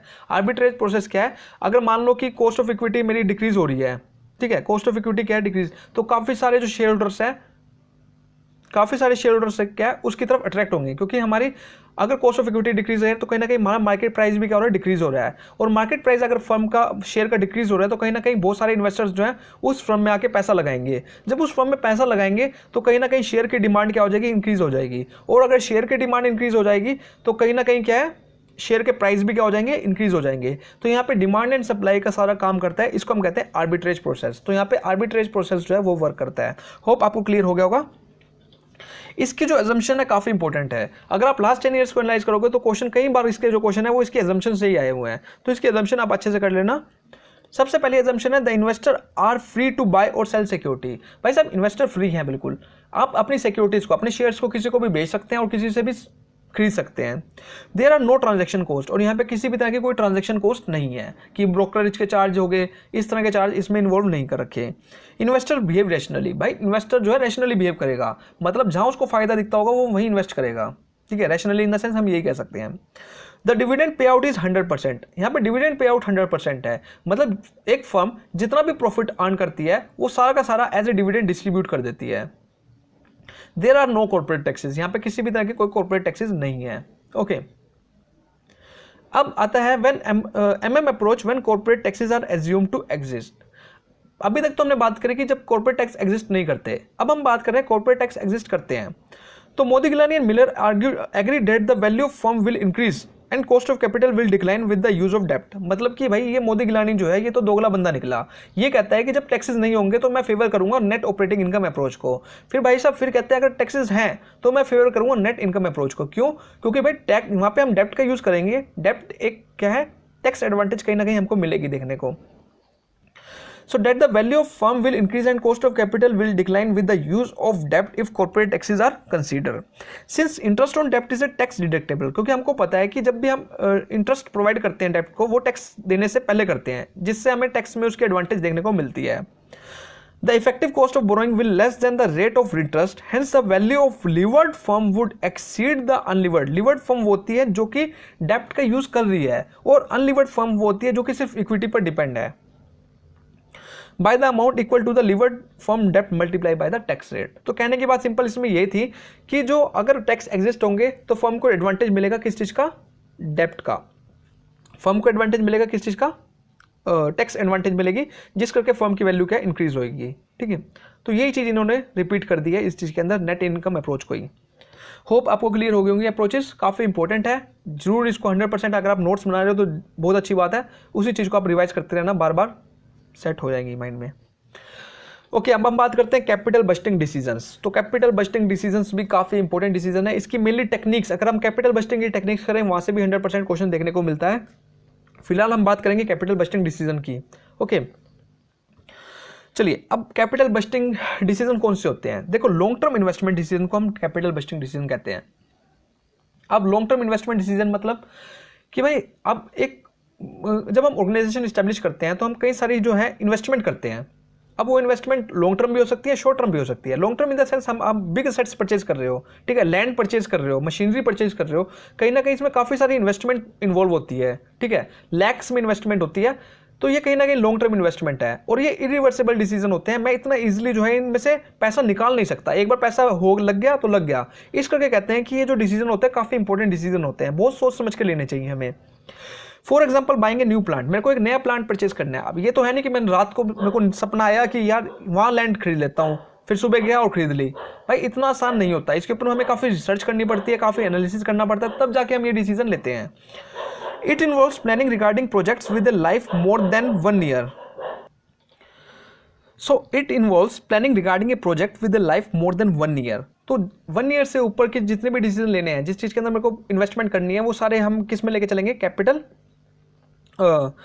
कैपिटल बस्टिंग डिसीजन के अंदर लेके चलेंगे, ठीक है। इसमें मिडिल टर्म भी आ जाएंगे और लॉन्ग टर्म भी आ जाएंगे। It includes both raising of long term funds as well as their utilization. तो फंड्स को रेज करने से लेकर उनकी यूटिलाइजेशन तक जो है वो कैपिटल बस्टिंग के अंदर ही इन्वॉल्व होगी। It is a decision making process by which the firm evaluate the purchase of major fix assets. तो इसमें हम इवेल्युएशन करते हैं कि कौन सी फिक्स एसेट्स में मेरे को इन्वेस्ट करना चाहिए। अब एक बात बताओ, मैं कोई लैंड लेनी है, अब ये तो है नहीं कि एक ही जगह पर वो लैंड है, हो सकता है कई सारे प्लेसेस पर हो, तो मैं हर एक चीज़ को एनालाइज करूंगा कि कहाँ से मेरे को कहाँ पे जो रेंट है वो सही रेंट है वहाँ पे, ठीक है, कहाँ पे जो डिमांड है वो ज़्यादा रहेगी, ठीक है, कहाँ पे मेरे को रॉ मटेरियल इजीली अवेलेबल हो जाएगा। तो हर एक चीज़ को एनालाइज करने के बाद ही मैं इन्वेस्टमेंट करूँगा। तो इस चीज़ को एनालाइज करना भी कहीं ना कहीं कैपिटल बजटिंग डिसीजन का एक पार्ट है। अब इसके ऑब्जेक्टिव क्या होते हैं, कई बार ऑब्जेक्टिव भी पूछ लिए जाते हैं, तो पता होना चाहिए। To ensure the selection of a possible profitable capital project. देखो, अब डिसीजन ले रहे हो तो इसका मेन ऑब्जेक्टिव यहाँ पे ये रहेगा कि हम क्या कर सके, ऐसे प्रोजेक्ट को सिलेक्ट कर सके जो कि हमारे लिए प्रॉफिटेबल रहे। ठीक, काफ़ी सारे देखो हमारे पास अल्टरनेटिव्स काफ़ी सारे होते हैं, तो उन सभी में से एक चुनना काफ़ी डिफिकल्ट काम होता है। तो कहीं ना कहीं ये जो पार्ट है ये किसका है, कैपिटल बजटिंग का ही एक पार्ट है। Effective control of capital expenditure. Capital expenditure कौन सा, जो कि हम कैपिटल एसेट्स खरीद रहे हैं, ठीक है, जो भी लॉन्ग टर्म एसेट्स में हम इन्वेस्टमेंट कर रहे हैं वो कहीं ना कहीं कैपिटल एक्सपेंडिचर होगा। सो हम उसके ऊपर कंट्रोल कर सकें, इफेक्टिव कंट्रोल कर सकें, ये भी किसका पार्ट है, ऑब्जेक्टिव है कैपिटल बजटिंग का। Coordination of inter departmental projects funds among the competing capital projects. और जो हमारे जितने भी प्रोजेक्ट्स हैं उनके बीच में क्या है, कोऑर्डिनेशन बनाने के लिए भी रिक्वायरमेंट है, हमें डिसीजन लेने पड़ेंगे। ये किस चीज़ का पार्ट है, ऑब्जेक्टिव है कैपिटल बजटिंग का। ओके, चलिए अब जो है इसके अंदर 3 डिसीजन इन्वॉल्व होते हैं। जो कैपिटल बजटिंग डिसीजन है 3 टाइप्स के होते हैं। उन 3 टाइप्स के डिसीजन में से भी कई बार क्वेश्चन आया, मैच ऑफ द फ्लोइंग में काफ़ी बार क्वेश्चन इसका देखने को मिला है, तो इसको भी आपको पता होना चाहिए कौन कौन से डिसीजन होते हैं, डिस्कस करते हैं। सबसे पहला है accept reject decision. This is a major decision in capital budgeting if the project is accepted. अगर if the project is accepted the firm would invest in it, if the proposal is rejected the firm doesn't invest in. अब accept reject decision कौन से होते हैं, देखो मान लो मेरे पास 10 alternative option पड़े हैं, ठीक है, तो अगर मेरे को कोई सा अल्टरनेटिव ऑप्शन पसंद आ जाता है उसमें मैं इन्वेस्ट कर दूंगा, अगर नहीं आता तो उसको मैं रिजेक्ट कर दूंगा। याद रखना, अगर मुझे पसंद आ जाता है कोई प्रोजेक्ट, मतलब मेरे नीड के अकॉर्डिंग है, तो मैं उसमें इन्वेस्ट कर लूंगा, अगर नहीं आता तो मैं सीधा उसको क्या कर दूंगा, रिजेक्ट कर दूंगा। Although those proposal which produce a rate of return greater than the certain required rate of return or the cost of capital are accepted, the rest are rejected। तो ये जरूरी नहीं है कि मैं एक ही एक्सेप्ट करूंगा, एक ही प्रोजेक्ट एक्सेप्ट करूंगा, हो सकता है मैं एक से ज्यादा भी करूं, ठीक है, जिसका रिक्वायर्ड रेट ऑफ रिटर्न क्या है, अच्छा है। Through this criteria all independent projects are accepted. Independent projects are those that doesn't compete with one another. तो इंडिपेंडेंट प्रोजेक्ट्स कौन से होते हैं, जो एक दूसरे से क्या नहीं करते, कॉम्पीट नहीं करते। ओके, मतलब अगर 10 यहाँ पे मैंने प्रोजेक्ट सिलेक्ट कर रखे हैं तो हो सकता है कि मैं उसमें से 5 सिलेक्ट भी कर लूँ और 5 को रिजेक्ट कर दूँ, डिपेंड करता है कि मेरे क्राइटेरिया को फुलफिल कर रहे हैं या नहीं कर रहे हैं। ओके, जनरली इस तरह के डिसीजन जो है नहीं लिए जाते, जनरली इन द सेंस ये नहीं लिए जाते क्योंकि हम इतने प्रोजेक्ट्स पर वर्क नहीं करते। ओके, चलिए अब बात करते हैं म्यूचुअली एक्सक्लूसिव प्रोजेक्ट डिसीजन। अब ये डिसीजन कौन से होते हैं, mutually exclusive project decision usually compete with other projects. यहाँ पे जो है कम्पीट करते हैं, एक प्रोजेक्ट दूसरे प्रोजेक्ट से कम्पीट करेगा। एक प्रोजेक्ट ये दिखाएगा कि मेरे में क्या एडवांटेजेस है, दूसरा ये बताएगा मेरे में क्या एडवांटेजेस है, फिर दोनों के एडवांटेजेस को कंपेयर करने के बाद मैं सिर्फ एक को ही सिलेक्ट करूंगा।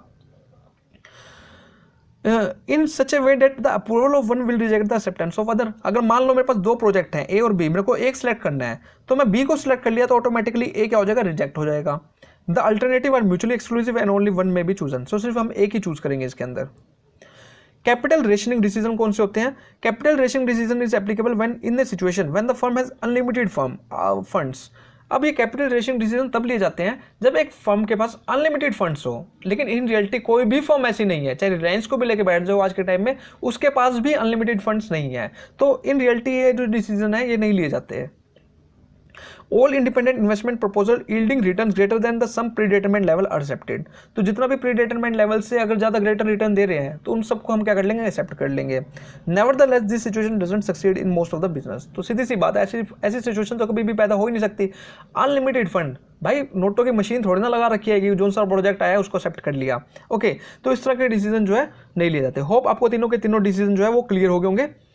सो अब हम बात करते हैं कैपिटल बजटिंग टेक्निक्स। सो चलिए फ्रेंड्स डिस्कस करते हैं टेक्निक्स को। ओके, सबसे पहले टेक्निक्स है पे बैक पीरियड मेथड। पे बैक, देखो नाम से सजेस्ट हो रहा है पे बैक, जितना हमने पे करा है वो हमको कब बैक होगा, कब हमको वापस मिलेगा, इस टेक्निक्स में हम उस चीज़ को कंसीडर करके चलते हैं। ओके, चलिए पढ़ते हैं इसके बारे में। As the name suggests, the method refers to the period in which the proposal will generate cash to recover the initial investment made. मतलब अगर मैंने 1 लाख रुपए किसी प्रोजेक्ट के अंदर लगाए हैं तो वो मुझे 1 लाख रुपए कितने टाइम में रिसीव हो जाएंगे, 1 साल में, 2 साल में, 3 साल में, मुझे और कोई कुछ नहीं लेना, मुझे ये देखना है कि मेरे जो 1 लाख रुपए जो मैंने लगाया है, जो मैंने इन्वेस्टमेंट करी है, वो कितने टाइम में मुझे वापसी मिल जाएगी। ठीक है, सिर्फ इस चीज को कंसिडर किया जाता है पे बैक पीरियड मेथड के अंदर। It purely emphasize on the cash inflow, सिर्फ ये फोकस किस पे करता है, कैश इनफ्लो पे। ठीक है, इसको नहीं लेना प्रॉफिट वगैरह से कुछ भी। Economic life of the project and the investment made in the project with no consideration to the time value of money. तो अगर आपके पास आए एमसीक्यू के अंदर कि सबसे मेजर लिमिटेशन क्या है पे बैक पीरियड मेथड की, तो यही है कि टाइम वैल्यू ऑफ मनी को कंसिडर करके नहीं चलता। आपको तो सिर्फ आपकी इन्वेस्टमेंट से मतलब है, वो आपको 1 साल में मिल रही है, 2 साल में मिल रही है, उसके बाद आप कंसिडर नहीं करके चलते कि उसके बाद प्रॉफिट हो रहा है नहीं हो रहा, कितने टाइम में हो रहा है या नहीं हो रहा। तो सिर्फ इसमें क्या है, टाइम वैल्यू ऑफ मनी को कंसीडर नहीं किया जा रहा। ये नहीं देखा जा रहा कि कितने टाइम में रिसीव हो रहा है, ये देखा जा रहा है कि क्या मेरे को पूरे पैसे रिसीव हो गए जितने मैंने इन्वेस्ट करे थे या नहीं करे थे। ओके, तो इसकी मेजर लिमिटेशन जो है टाइम वैल्यू ऑफ मनी को इग्नोर करके चलता है, इस मेथड की ये है। ओके, जस्ट लाइक आप देख सकते हैं कि 1 लाख रुपए लगाए, 2 प्रोजेक्ट के अंदर हमने 1 लाख की इन्वेस्टमेंट करी। ए प्रोजेक्ट के अंदर हमें 2 साल के अंदर जो है वो 1 लाख रुपए क्या हो गए, बैक हो गए, जबकि बी प्रोजेक्ट के अंदर वो 1 साल में ही हो गए। तो अगर मेरे से कोई पूछे कि कौन सा प्रोजेक्ट ज़्यादा बेनिफिशियल है, तो मैं कहूँगा 1 साल वाला, जिसके अंदर जल्दी पैसे मेरे को रिकवर हो रहे हैं। ओके, सो हम इसमें सिर्फ ये देखते हैं कितनी जल्दी हमको कैश रिकवर हो रहा है हमारा। चलिए अब हम बात करते हैं accounting rate of return method. तो ये जो मेथड है ये इंप्रूवमेंट है ओवर पे बैक पीरियड ऑफ मेथड के अंदर, क्योंकि हम इसके अंदर प्रॉफिट को कंसीडर करके चलते हैं, अर्निंग्स को कंसीडर करके चलते हैं। ओके, दैट्स व्हाई ये जो मेथड है ये इसका एक सुपर मेथड माना जाता है। This method helps to overcome the disadvantage of the payback period method. The rate of return is expressed as a percentage of the earning of the investment in a particular project. तो हमारा जो यहाँ पे rate of return है वो क्या है, as a percentage of earning, कि कितने परसेंट की आप अर्निंग कर रहे हो, इतनी इन्वेस्टमेंट पर इतनी कितने परसेंट की आप अर्निंग कर रहे हो, उसको कंसीडर किया जाता है। तो मेनली यहाँ पे जो फोकस किया जाता है वो हमारी अर्निंग्स पर किया जाता है। It works on the criteria that any project having ARR higher than the minimum rate established by the management will be considered and those below the predetermined rate are rejected. तो इसमें हम कौन से project को accept करेंगे, कौन से project को रिजेक्ट करेंगे, वो डिपेंड करता है कि आपका जो एनी प्रोजेक्ट हैविंग ARR, कि ARR जो है हमारा मिनिमम रेट से जो अगर ग्रेटर होगा, तो जितना मिनिमम रेट हमने प्रिस्क्राइब कर रखा है, अगर उससे हमारा ग्रेटर होगा तो हम उस प्रोजेक्ट को एक्सेप्ट कर लेंगे, अगर उससे कम है तो हम उसको क्या कर देंगे, रिजेक्ट कर देंगे। तो इस चीज़ पर हम अपने प्रोजेक्ट को क्या करते हैं, एक्सेप्ट और रिजेक्ट करते हैं। However, this method also ignore, लेकिन ये भी टाइम वैल्यू ऑफ मनी को इग्नोर करके चलता है। Okay, time value of money को यहाँ पे भी कंसीडर नहीं किया जाता, तो अगेन इसकी भी लिमिटेशन है। And also it doesn't consistent with the firm's objective of maximization the value of shares. ARR अगर हमको फॉर्मूला आ जाए कि ARR का क्या फॉर्मूला होता है, तो उसका फॉर्मूला जो होता है average income divide by average investment.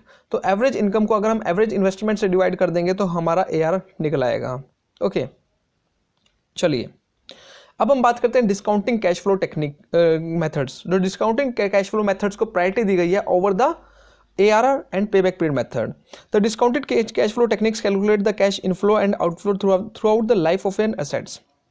तो ये जो मेथड है ये कैश इनफ्लो और कैश आउटफ्लो को लेके चलते हैं। तो सबसे मेजर जो यहाँ पे एडवांटेज है वो ये है कि हम यहाँ पे डिस्काउंटिंग टेक्निक का यूज़ करते हैं, डिस्काउंटिंग फैक्टर का यूज़ करते हैं, कि अगर आज से 1 साल बाद मेरे को कोई 1 लाख रुपए मिलने हैं तो उसकी वैल्यू आज कितनी होगी, मैं उसकी आज कैलकुलेट करूँगा, आज की वैल्यू उसकी कितनी होगी। तो वो कैसे कैलकुलेट करूँगा, वो मैं डिस्काउंटिंग फैक्टर से कैलकुलेट करूँगा।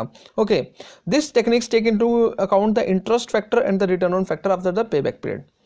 अब सबसे पहली टेक्निक है डिस्काउंटिंग की नेट प्रेजेंट वैल्यू मेथड। अब net present value method technique के अंदर क्या है, सबसे ज़्यादा वाइडली यूज्ड मेथड है ये वाला। इसके अंदर क्या होता है, in this technique the cash inflow is expected at different periods of time is discounted eight a particular rate. तो अगर मुझे पता है कि आज से मुझे 2 साल बाद, आज से मुझे 6 महीने बाद 1 लाख रुपए मिलने हैं, उसके 6 महीने बाद मुझे 1 लाख फिर से मिलने हैं, तो मैं जो मिलने हैं, जो मुझे फ्यूचर में मिलना है, उसको मैं प्रेजेंट के अंदर उनकी कितनी वैल्यू होगी मैं ये कैलकुलेट कर लूँगा, किसके थ्रू, डिस्काउंटिंग टेक्निक के थ्रू, डिस्काउंटिंग फैक्टर के थ्रू। The present value of the cash inflow are compare to the original investment. और जो प्रेजेंट वैल्यू मैंने कैलकुलेट करी है, जो मैंने डिस्काउंटिंग फैक्टर के थ्रू कैलकुलेट करी है, उसको कंपेरिजन करूंगा किससे, ओरिजिनल इन्वेस्टमेंट से। ठीक है, if the difference between is positive, अगर मेरा जो मेरी कैश इनफ्लो है वो ग्रेटर है कैश आउटफ्लो से, तो इसका मतलब मेरा जो प्रोजेक्ट है वो अच्छा है, उसमें मेरे को इन्वेस्टमेंट करना चाहिए, इसलिए मैं प्रोजेक्ट को एक्सेप्ट कर लूँगा। बट इन द केस अगर मेरा जो इनफ्लो है वो कम निकला आउटफ्लो से, तो इसका मतलब प्रोजेक्ट को क्या है, वो सही नहीं है, सूटेबल नहीं है, प्रॉफिटेबल नहीं है, इसलिए मैं उसमें रिजेक्ट कर दूंगा। ठीक है, तो सारी चीज़ किसके ऊपर डिपेंड करती है, इनफ्लो के ऊपर और आउटफ्लो के ऊपर। ठीक है, इसका अगर हम फॉर्मूला देखें तो present value of benefits minus present value of cost, कि कितना मेरे को बेनिफिट रिसीव हो रहा है, कितनी मुझे अर्निंग हो रही है, माइनस कितनी मैंने कॉस्ट लगाई है। तो अगर इसका जो डिफरेंस है अगर वो पॉजिटिव रहता है तो मैं इन्वेस्टमेंट करूंगा, अगर वो नेगेटिव रहता है तो मैं इन्वेस्टमेंट नहीं करूंगा। होप आपको क्लियर हो गया होगा। इसी से मिलता जुलता अगला मेथड है प्रॉफिटेबिलिटी इंडेक्स। अब प्रॉफिटेबिलिटी इंडेक्स मेथड क्या कहता है? It is the ratio of present value of future cash benefit at the required rate of return of the initial cash outflow। अब ये क्या है? ये मेथड रेशियो में बात करता है, किसके regarding? Present value of future cash benefits, की वही कितना कितना मेरे को इनफ्लो होगा, अगर आज से 6 महीने बाद 1 साल बाद अगर इतना इनफ्लो होता है, उसको प्रेजेंट में कितनी वैल्यू है उसकी ratio divide by initial cash outflow, और कितने मेरे आउटफ्लो हुआ है उसकी रेशियो। ठीक है, अगर वो ग्रेटर देन 1 है तो इसका मतलब मेरा प्रोजेक्ट सही है, प्रॉफिटेबल है, उसको मैं एक्सेप्ट कर लूंगा। अगर वो लेस देन 1 है तो मैं उसको क्या कर दूंगा? रिजेक्ट कर दूंगा। तो this formula to calculate profitability index और benefit cost ratio are as follow: PV cash outflow divide by initial cash outflow, sorry PV cash inflow divide by initial cash outflow. ये है प्रॉफिटेबिलिटी इंडेक्स का formula. Generally कई बार question directly फॉर्मूले से भी आ सकता है, मैच ऑफ द फ्लोइंग के अंदर सीधा सीधा क्वेश्चन पूछा जा सकता है, तो इसके फॉर्मूलेज भी आपको याद करने पड़ेंगे। ओके, तो if P I is greater then 1, अगर 1 से ग्रेटर है हमारा पी आई तो हम प्रोजेक्ट को एक्सेप्ट कर लेंगे, अगर इससे नीचे है तो हम रिजेक्ट कर देंगे। अगर नेक्स्ट मेथड की बात करें तो internal rate of return method, again एक इंपॉर्टेंट मेथड है internal rate of return method. This method is defined as at which the net present value of investment is 0, the discounted cash flow is equal to the discounted cash outflow. तो इस method में जो हमारा inflow है वो outflow के equal होता है। जनरली इस मेथड के अंदर क्या है, हमें रेट ऑफ इंटरेस्ट जो है वो गिवन नहीं होता, और रेट ऑफ इंटरेस्ट को हमको कैलकुलेट करना होता है। तो उसको कैलकुलेट करने के लिए हमें पूरा एक प्रोसीजर फॉलो करना पड़ता है, जिसके थ्रू हम अपना रेट ऑफ इंटरेस्ट क्या करते हैं? कैलकुलेट करते हैं। तो this method also consider the time value of money. तो अगेन एक इंपॉर्टेंट थिंग यहाँ पे ये है कि जो IRR मेथड है वो टाइम वैल्यू ऑफ मनी को कंसिडर करके चलता है। तो जितने भी डिस्काउंटिंग टेक्निक के मेथड्स हैं, चाहे वो NPV मेथड हो, चाहे वो हमारा PI मेथड हो, या फिर हमारा internal rate of return method हो, ये सारे के सारे जो है टाइम वैल्यू ऑफ मनी को कंसिडर करके चलते हैं। It tries to arrive to a rate of interest at which funds invested in the project could be repaid at the cash inflow। तो हम इसमें ऐसा rate of interest find out करते हैं जिस रेट पर हमारा जो फंड इन्वेस्ट कर रहे हैं वो क्या हो जाए? इक्वल हो जाए किसके? कैश इनफ्लो के। However, computation of IRR is a tedious task, लेकिन इतना इजी नहीं है रेट कैलकुलेट करना, उसके लिए काफ़ी आपको एक लॉन्ग प्रोसीजर फॉलो अप करना पड़ेगा, हिट एंड ट्रायल मेथड का भी यूज करना पड़ेगा, उसके थ्रू आप रेट ऑफ इंटरेस्ट को क्या करोगे? कैलकुलेट करोगे। So if IRR is greater than K is the cost of capital, अगर हमारा जो रिटर्न है वो कॉस्ट ऑफ कैपिटल से ज़्यादा है तो हम क्या कर लेंगे? प्रोजेक्ट को एक्सेप्ट कर लेंगे। इन केस अगर हमारी कॉस्ट ऑफ कैपिटल ज़्यादा है इंटरनल रेट ऑफ रिटर्न से, तो हम क्या कर देंगे? प्रोजेक्ट को रिजेक्ट कर देंगे। तो ये था हमारा लास्ट मेथड। ओके, होप आपको सारे के सारे मेथड्स क्लियर हो गए होंगे। अब हम बात करते हैं वर्किंग कैपिटल मैनेजमेंट। तो वर्किंग कैपिटल क्या होती है? वो कैपिटल जो कि हमें डे टू डे बिजनेस में रिक्वायर्ड होती है। ठीक है, अब इस कैपिटल को हम किस तरह मैनेज करेंगे, कौन कौन सी टेक्निक्स होंगी, इसके बारे में डिस्कस करते हैं। अगेन एक इंपॉर्टेंट टॉपिक है एग्जाम पॉइंट ऑफ व्यू से।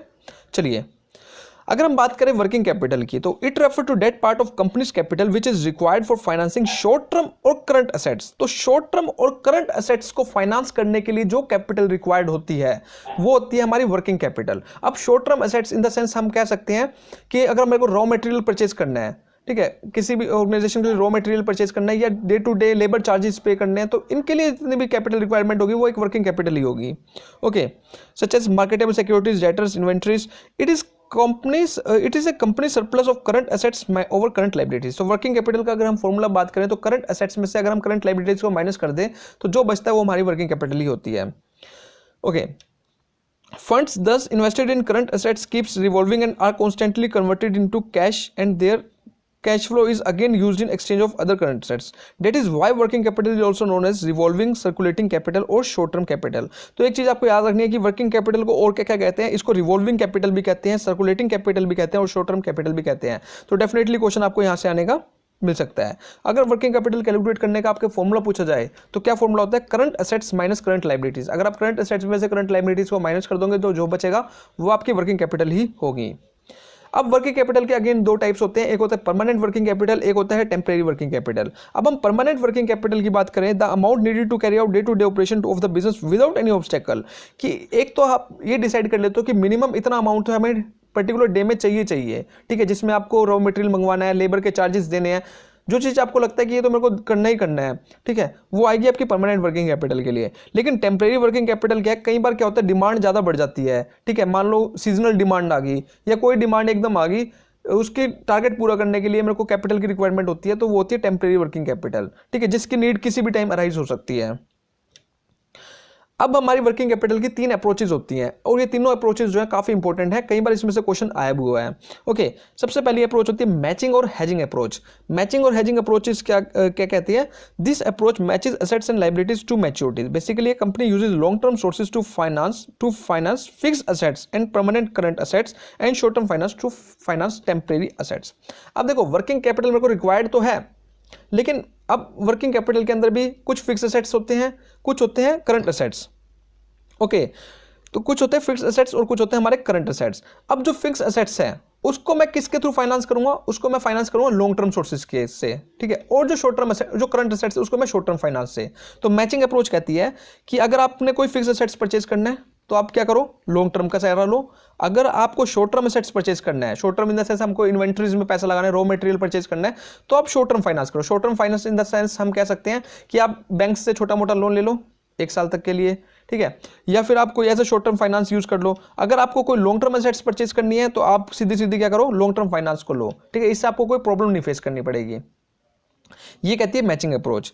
इसके बाद अगर हम बात करें कंजर्वेटिव अप्रोच क्या कहती है, कंजर्वेटिव अप्रोच कहती है company prefer to have more cash on hand. Conservative approach कहती है कि भाई देख कोई रिस्क नहीं लेना, कोई दिक्कत वाली बात नहीं है, आप सारे के सारे एसेट्स को लॉन्ग टर्म फाइनेंस से ही क्या करो, फाइनेंस करवाओ, ठीक है, long term sources of finance से ही फाइनेंस करवाओ, हम रिस्क लेना पसंद नहीं करेंगे। तो दैट्स व्हाई फिक्स्ड और part of current assets are finance through long term और परमानेंट फंड्स। तो हम क्या करते हैं, फिक्स्ड को भी और पार्ट ऑफ करंट एसेट्स को भी हम क्या करते हैं, परमानेंट फंड से ही फाइनेंस करवाते हैं। As permanent long term sources are more expensive, this leads to lower risk और lower return। तो इसमें हमको रिटर्न भी सीधी सीधी बात है कम ही होगा। अब बात करते हैं एग्रेसिव अप्रोच। तो सबसे बेस्ट अप्रोच अगर आपसे पूछी जाए कौन सी है, वो एग्रेसिव अप्रोच ही होती है। The company wants to take higher risk when short term funds are used to a very high degree to finance current and even fix assets. Sorry, aggressive approach हमारी बेस्ट नहीं होती। अगर best approach है तो वो हमारी matching approach ही है, ठीक है, जिसके अंदर हम फिक्स लॉन्ग टर्म एसेट्स को तो हम लॉन्ग टर्म फाइनेंस से कर रहे हैं, सॉरी फिक्स एसेट्स को लॉन्ग टर्म फाइनेंस से कर रहे हैं और शॉर्ट टर्म एसेट्स को शॉर्ट टर्म फाइनेंस से कर रहे हैं। तो एग्रेसिव अप्रोच क्या कहती है, एग्रेसिव अप्रोच में कहती है कि आप फिक्स एसेट्स को भी क्या करो, शॉर्ट टर्म फाइनेंस से कराओ और करंट एसेट्स को भी शॉर्ट टर्म फाइनेंस में लेके चलो। इससे आपका जो रिटर्न है वो क्या होगा, हाई होगा। ओके, तो ये थी हमारी कुछ 3 अप्रोचेस, होप आपको क्लियर होगी होंगी। सो अब हम बात करते हैं डिविडेंड डिसीजंस की। ओके, सो डिविडेंड डिसीजंस अगेंस्ट एक इंपॉर्टेंट टॉपिक है। डिविडेंड की थ्योरीज जितनी भी हैं वो काफ़ी इंपॉर्टेंट है। ओके, अब सबसे पहले बात करते हैं डिविडेंड है क्या। देखो, डिविडेंड एक पार्ट, उस प्रॉफिट का पार्ट है जो कंपनी ने प्रॉफिट अर्न किया, उसका वो पार्ट है जो कि कंपनी क्या करती है, शेयर होल्डर्स के बीच में डिस्ट्रीब्यूट करती है।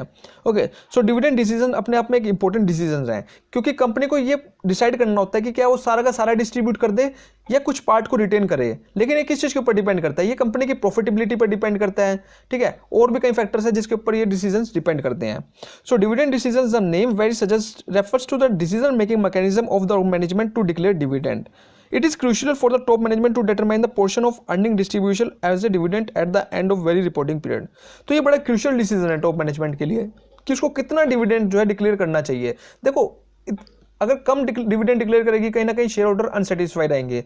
अगर ज़्यादा डिविडेंड डिक्लेयर करेगी तो कंपनी को अगर फाइनेंस की रिक्वायर्ड होगी तो उसको बाहर से नए शेयर्स इशू करने पड़ेंगे, तो कंपनी इसमें बहुत पजल रहती है।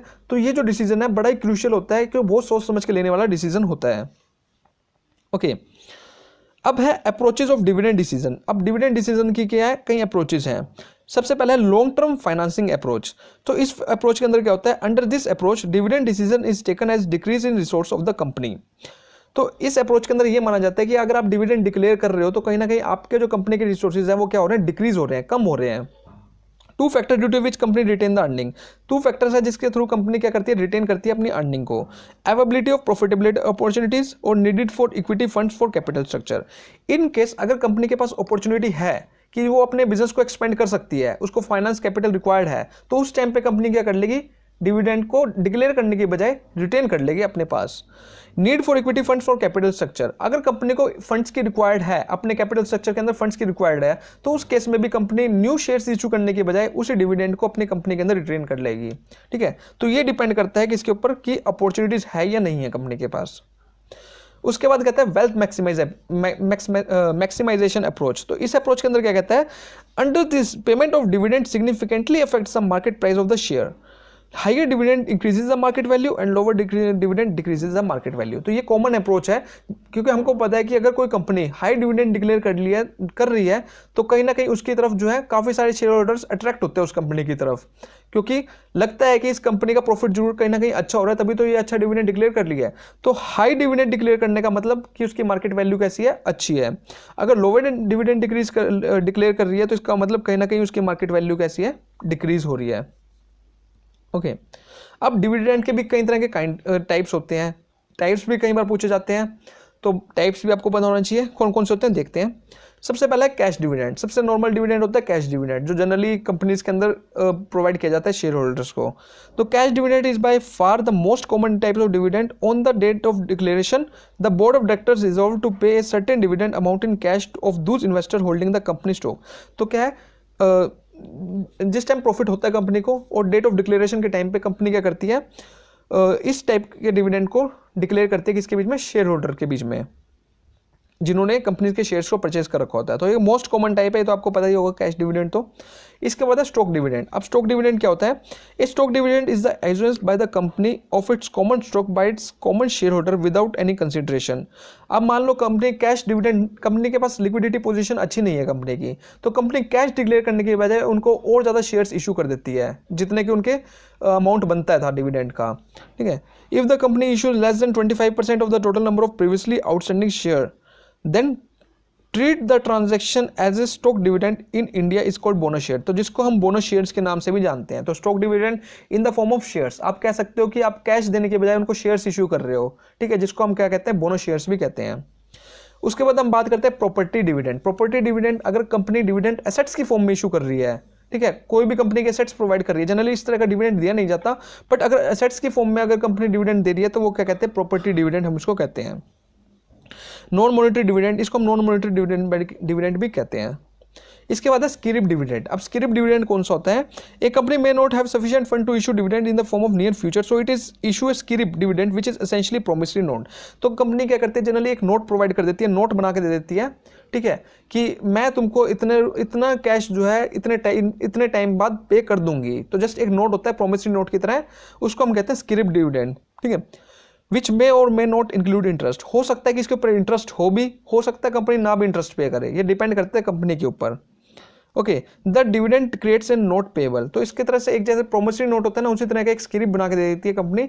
वो एक तरह से कहते हैं कि प्रूफ हो गया कि हमको डिविडेंड मिल जाएगा इतने टाइम बाद। इसके बाद है लिक्विडेटिंग डिविडेंड। तो लिक्विडेटिंग डिविडेंड कौन सा होता है, when the board of directors wishes to return the capital originally contributed by shareholder as a dividend, it is called liquidating. देखो कंपनी जब दिवालिया निकलने का हो जाता है ना कंपनी, उस टाइम पे कंपनी डिविडेंड डिक्लेयर करने की बजाय क्या करती है, जितने उनका कैपिटल होती है उतने की उतनी रिटर्न कर देती है, क्योंकि कंपनी के पास इतने फंड्स नहीं है, कंपनी अब खगार पर आ गई है भाई, मतलब कि लिक्विडेट होने वाली है। तो इस करके जो कंपनी क्या करती है, जितनी कैपिटल होती है वो वैसे की वैसे उनको रिटर्न कर देती है। इसको हम कहते हैं लिक्विडेटिंग डिविडेंड। अब हम बात करते हैं डिविडेंड थ्योरीज की। ओके, तो डिविडेंड थ्योरीज की अगर हम बात करें तो डिविडेंड थ्योरीज भी अपने आप में क्या है, एक इंपॉर्टेंट टॉपिक है, काफ़ी बार इसमें से क्वेश्चन देखने को मिला है। सो चलिए डिस्कस करते हैं कुछ डिविडेंड थ्योरीज। ओके, हमारे पास तीन मेनली अप्रोचेज कह सकते हैं, थ्योरीज कह सकते हैं डिविडेंड की।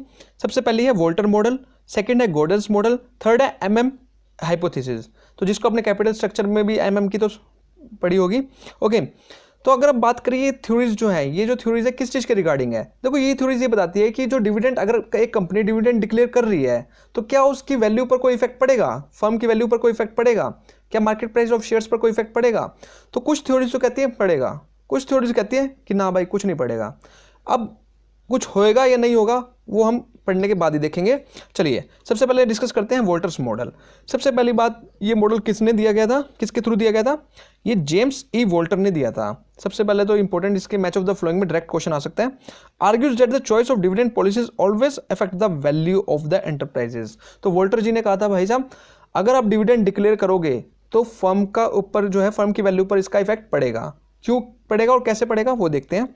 His model shows clearly the importance of the relationship between the firm internal rate of return and it's cost of capital. तो इन्होंने किस बेस पे कहा था कि इफेक्ट पड़ेगा, वो डिपेंड करता है इंटरनल रेट ऑफ रिटर्न और उसके कॉस्ट ऑफ कैपिटल पर। ठीक है, ये दो फैक्टर्स हैं जो कि इफेक्ट करेंगे in determining the dividend policy. Dividend policy को डिटरमाइन करने के लिए कैसे? सबसे पहले इसकी अजम्पशन देख लेते हैं, एक्सप्लेनेशन बाद में देखेंगे, पहले अजम्पशन देख लेते हैं। इन्होंने कहा कि जो रेट ऑफ रिटर्न है और जो कॉस्ट ऑफ कैपिटल है वो कांस्टेंट रहेंगे, वो बार बार चेंज नहीं होंगे। ठीक है, जबकि ऐसा पॉसिबल नहीं होता। All earnings are either distributed as dividend और रीइन्वेस्टेड। आप ऐसा नहीं कर सकते कि 50% आपने रिटेन कर लिए, 50% आपने डिक्लेयर कर दी, डिविडेंड डिक्लेयर कर दिया। या तो सारा का सारा डिक्लेयर करना पड़ेगा या सारा का सारा रिटेन करके रखना पड़ेगा। मतलब उनको पागल नहीं बनाना शेयर होल्डर्स का। ठीक है, दूसरी बात ये कही है कि जो हमारे END है, मतलब अर्निंग है, और जो हमारा डिविडेंड है वो कांस्टेंट मान के चलेंगे हम, अर्निंग और डिविडेंड को। हालांकि थोड़ा बहुत चेंज हो सकता है बट इतना नहीं होगा, नॉर्मली हम कांस्टेंट ही मान के चलेंगे। ये एक अजम्पशन है। The firm has a very long life. Firm की भाई लाइफ अनलिमिटेड है, मतलब फर्म चलती रहेगी जब तक है जान, कहते हैं ना, जब तक अर्निंग हो रही है तब तक चलती रहेगी। ओके, अब एक्सप्लेनेशन देखते हैं। अब एक्सप्लेनेशन में इन्होंने कहा कि दो फैक्टर हैं, एक है इंटरनल रेट ऑफ रिटर्न और क्या है, दूसरा है कॉस्ट ऑफ कैपिटल। सो अगर हमारा इंटरनल रेट ऑफ रिटर्न ज़्यादा है कॉस्ट ऑफ कैपिटल से, तो फर्म क्या करेगी, सारी की सारी अर्निंग को क्या कर लेगी, रिटेन करके रख लेगी अपने पास। ठीक है, तो फर्म क्या करेगी, सारी की सारी अर्निंग को रिटेन करके रख लेगी, 1 रुपया भी डिस्ट्रीब्यूट नहीं करेगी as a dividend. On the contrary, अगर कॉस्ट ऑफ कैपिटल ज़्यादा है रेट ऑफ रिटर्न से, तो कंपनी को कोई फायदा नहीं है। कंपनी क्या करेगी, सारी की सारी जो प्रॉफिट हुआ है उसको क्या कर देगी, डिस्ट्रीब्यूट कर देगी as a dividend. In short, all the things depend on the profitable investment opportunities. सारी की सारी जो चीज़ होती है वो हमारी प्रॉफिटेबल अपॉर्चुनिटीज पर डिपेंड है। अगर आपके पास अपॉर्चुनिटी है तो आप रिटेन कर लो, अगर आपके पास अपॉर्चुनिटी नहीं है तो आप क्या कर दो, डिस्ट्रीब्यूट कर दो। ये सीधा फंडा है इनका। ओके, होप आपको क्लियर हो गया होगा। चलिए डिस्कस करते हैं हम इसका फॉर्मूला। अब इसका फॉर्मूला भी कहीं ना कहीं इंपॉर्टेंट है, प्रैक्टिकल क्वेश्चन आ सकता है। ओके, सो फॉर्मूला है इसका D/K। डी क्या है, डिविडेंड। डी क्या है, dividend per share divide by cost of capital plus R rate of return, earning minus dividend divide by cost of capital. Okay, and whole divide by cost of capital. तो ये इसका formula है, just आपको एक बार remind कर लेना। अगर question chances ज़्यादा नहीं है कि आपको प्रैक्टिकल क्वेश्चन देखने को मिले, बट फिर भी आ सकता है। ओके, चलिए अब बात करते हैं गॉर्डन्स मॉडल। अब गॉर्डन्स मॉडल क्या कहते हैं, गॉर्डन्स मॉडल भी इसके फेवर में है। वो कहते हैं कि डिविडेंड अगर आप डिक्लेयर करोगे कहीं ना कहीं ये इफेक्ट करेगा हमारी फर्म की वैल्यू को।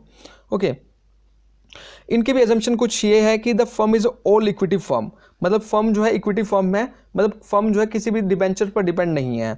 No external financing is available, हमारे पास एक्सटर्नल फाइनेंसिंग अवेलेबल ही नहीं है। आप ये नहीं कर सकते कि आप डिविडेंड डिक्लेयर कर दो और बाहर से कहीं से अरेंज कर लो, बाहर का तो कोई सिस्टम बंद ही कर दिया। Okay, the internal rate of return of the firm is constant, internal rate of return को कॉन्स्टेंट एज्यूम करके चल रहे हैं। The appropriate discount rate of the firm remain constant, discount rate भी फर्म का क्या है, कॉन्स्टेंट है। The firm and its stream of earning are perpetual, जो फर्म है अर्निंग जो है कॉन्स्टेंट रेट पर बढ़ेगी, जैसे जैसे कॉन्स्टेंट रेट पर ही जैसे रहेगी अर्निंग, उसमें ज़्यादा उतार चढ़ाव देखने को नहीं मिलेगा। The corporate taxes doesn't exist, corporate taxes यहाँ पे नहीं है। The retention ratio once decided upon is constant, the growth rate is equal to BR is constant forever, और जो हमारा ग्रोथ रेट है वो भी क्या रहेगा, कॉन्स्टेंट रहेगा, एक पर्टिकुलर रेट पर ही हमारी ग्रोथ होती रहेगी, जबकि ऐसा बिल्कुल भी पॉसिबल नहीं है। तो इनकी जो एजम्पशन है सारी की सारी इररेलेवेंट ही होती हैं। ओके, चलिए अब एक्सप्लेनेशन क्या कहते हैं, ये इनकी एक्सप्लेनेशन ये है कि इन्वेस्टर्स जो होते हैं वो रिस्क एवर्स होते हैं। देखो मैं एज ए इन्वेस्टर मैं भी कभी नहीं चाहूँगा कि मेरे को रिस्क लेना पसंद नहीं है। ठीक है, अगर मेरे को कल को तुम कहोगे कि 1 लाख रुपए, कल मेरे से 1,10,000 ले ले और आज तू 1 लाख रुपए ले ले, तो इनका कहने का मतलब ये है कि इन्वेस्टर क्या कहेंगे, इन्वेस्टर हमेशा क्या प्रेफर करेंगे, प्रेजेंट वैल्यू प्रेफर करेंगे, जितना आज प्रेजेंट में मिल रहा है वो ले लो।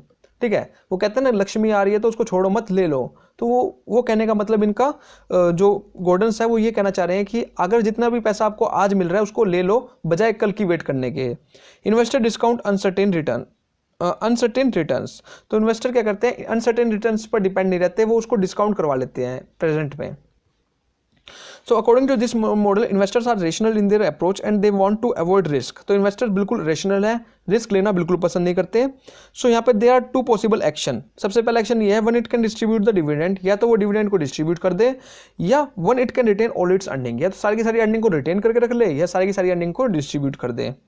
Okay, so investor always prefer current dividend. तो इन्वेस्टर हमेशा क्या है, करंट डिविडेंड प्रेफर करेगा। अगर उसको डिविडेंड नहीं दिया जाएगा तो कहीं ना कहीं वो अपसेट हो जाएगा, जिससे फर्म की वैल्यू पर नेगेटिव इंपैक्ट पड़ेगा। However if company retain earnings then it adversely effect the price of share. तो अगर फर्म क्या करती है, अर्निंग को रिटेन करके रखती है, रख लो कोई दिक्कत नहीं है, लेकिन वो एडवर्सली इफेक्ट करेंगे, क्योंकि इन्वेस्टर यहाँ पे जो है रिस्क अवर्स है, इन्वेस्टर यहाँ पे जो है रैशनल है, वो हमेशा करंट डिविडेंड प्रेफर करता है। दैट्स वाई उसका एडवर्सली इफेक्ट पड़ेगा प्राइस शेयर्स पर। So this approach is also described as bird in the hand approach. तो इस अप्रोच को bird in the hand approach भी कहा जाता है। क्यों? तो इसका आपको ये याद रखना है कि इस अप्रोच को बर्ड इन द, मतलब कि हमारे हाथ में बर्ड है वो ज़्यादा हमें अच्छा लगेगा बजाय दूर के दो पक्षी देखने के, मतलब इस तरह की कोई अप्रोच इसमें बताई गई है। ओके, तो जस्ट आपको करंट में ये याद रखना है कि इस अप्रोच को bird in the hand approach भी कहा जाता है। ओके, सो अगर इसके फॉर्मूले की बात करें हम, तो फॉर्मूला भी कहीं ना कहीं मैच ऑफ द फ्लोइंग में आ ही जाता है।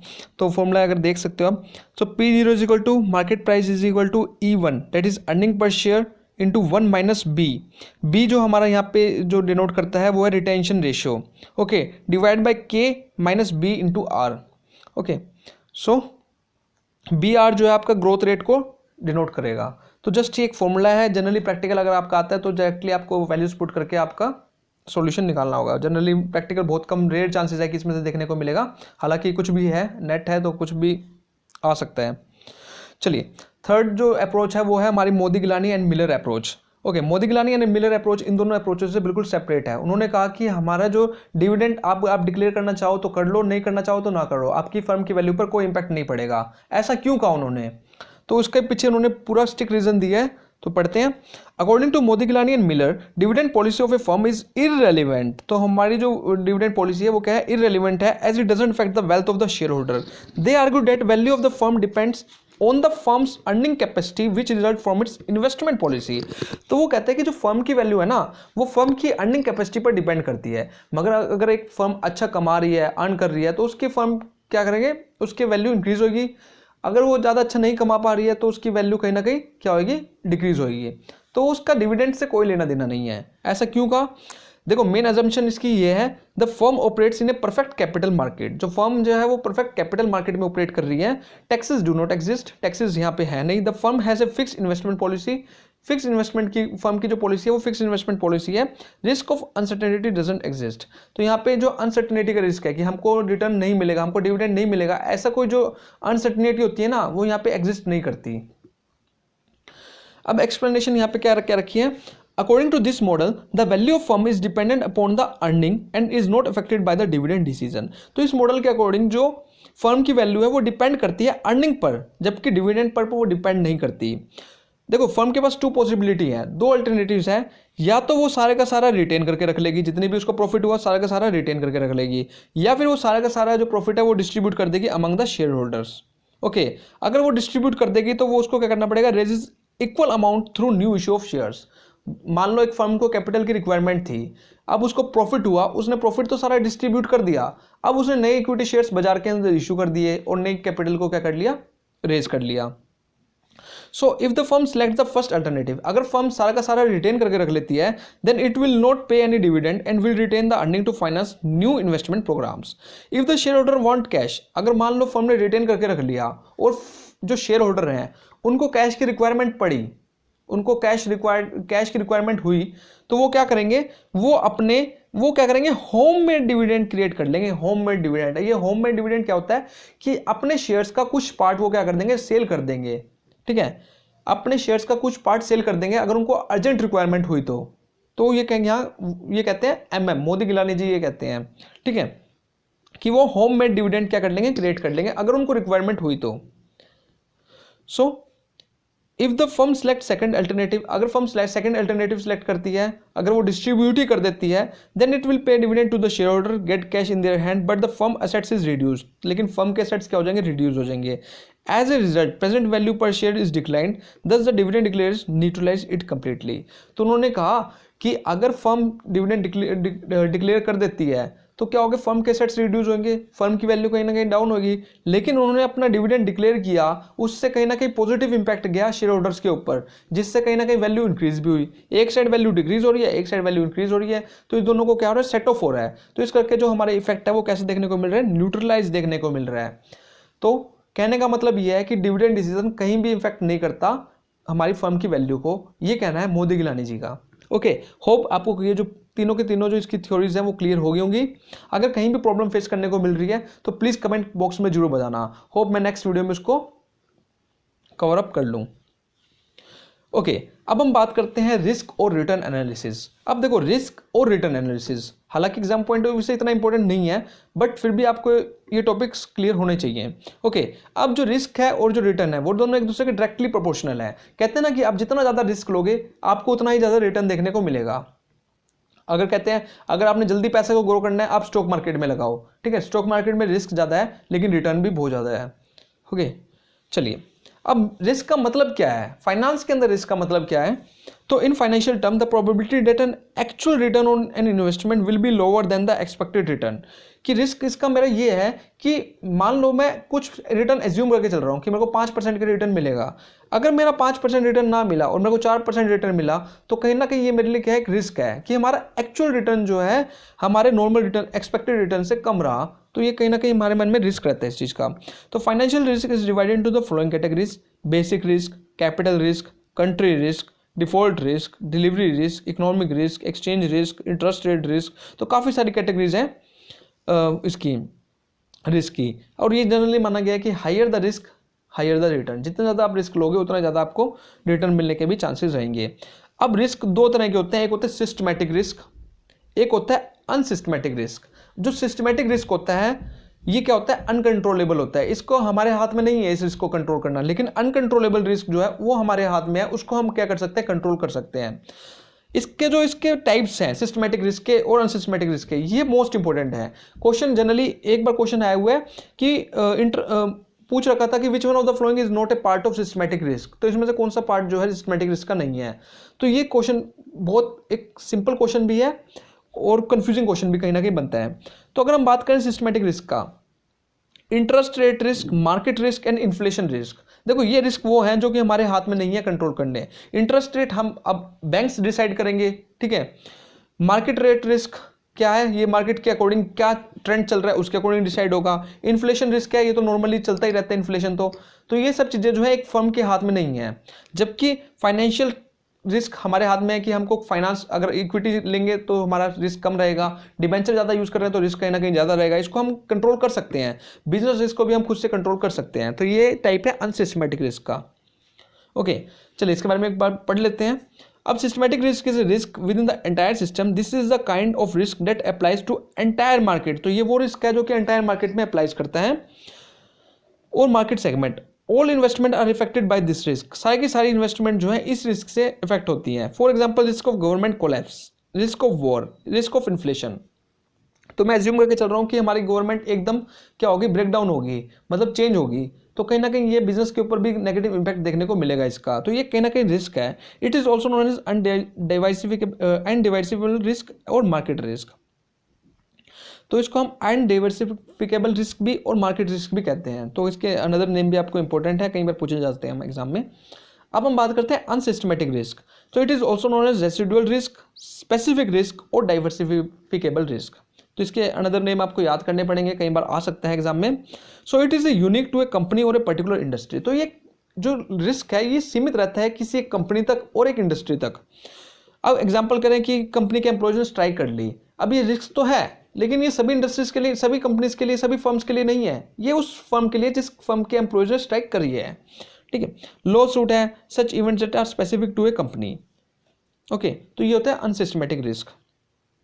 अब रिलेशनशिप क्या है रिस्क और रिटर्न के बीच में, तो सीधी सी बात है, जितना ज़्यादा रिस्क होएगा उतना ज़्यादा रिटर्न आप अर्न कर सकते हो।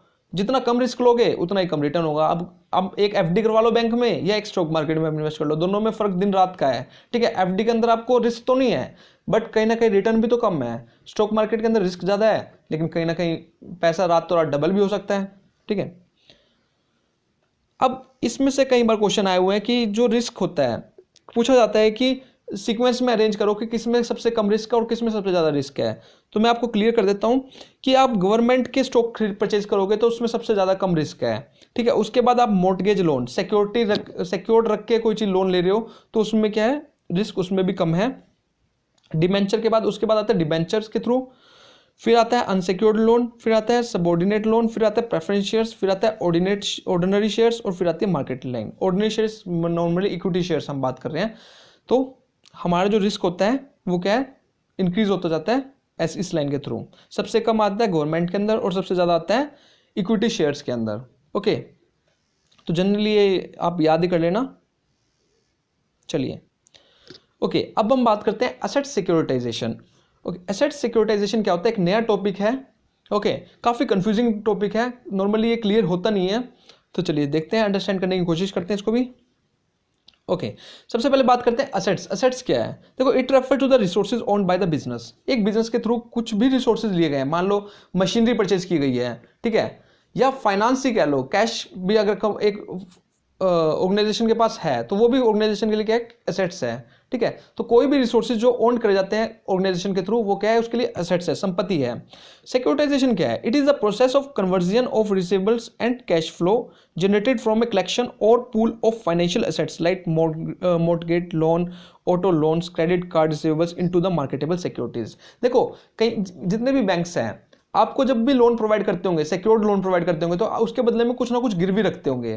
ठीक है, अगर मान लो आपने 5 साल का लोन लिया, अब 5 साल का लोन लिया, 5 साल का लोन लेने के लिए आपने गोल्ड लोन लिया, तो कहीं ना कहीं बैंक के पास गोल्ड गिरवी रखा आपने।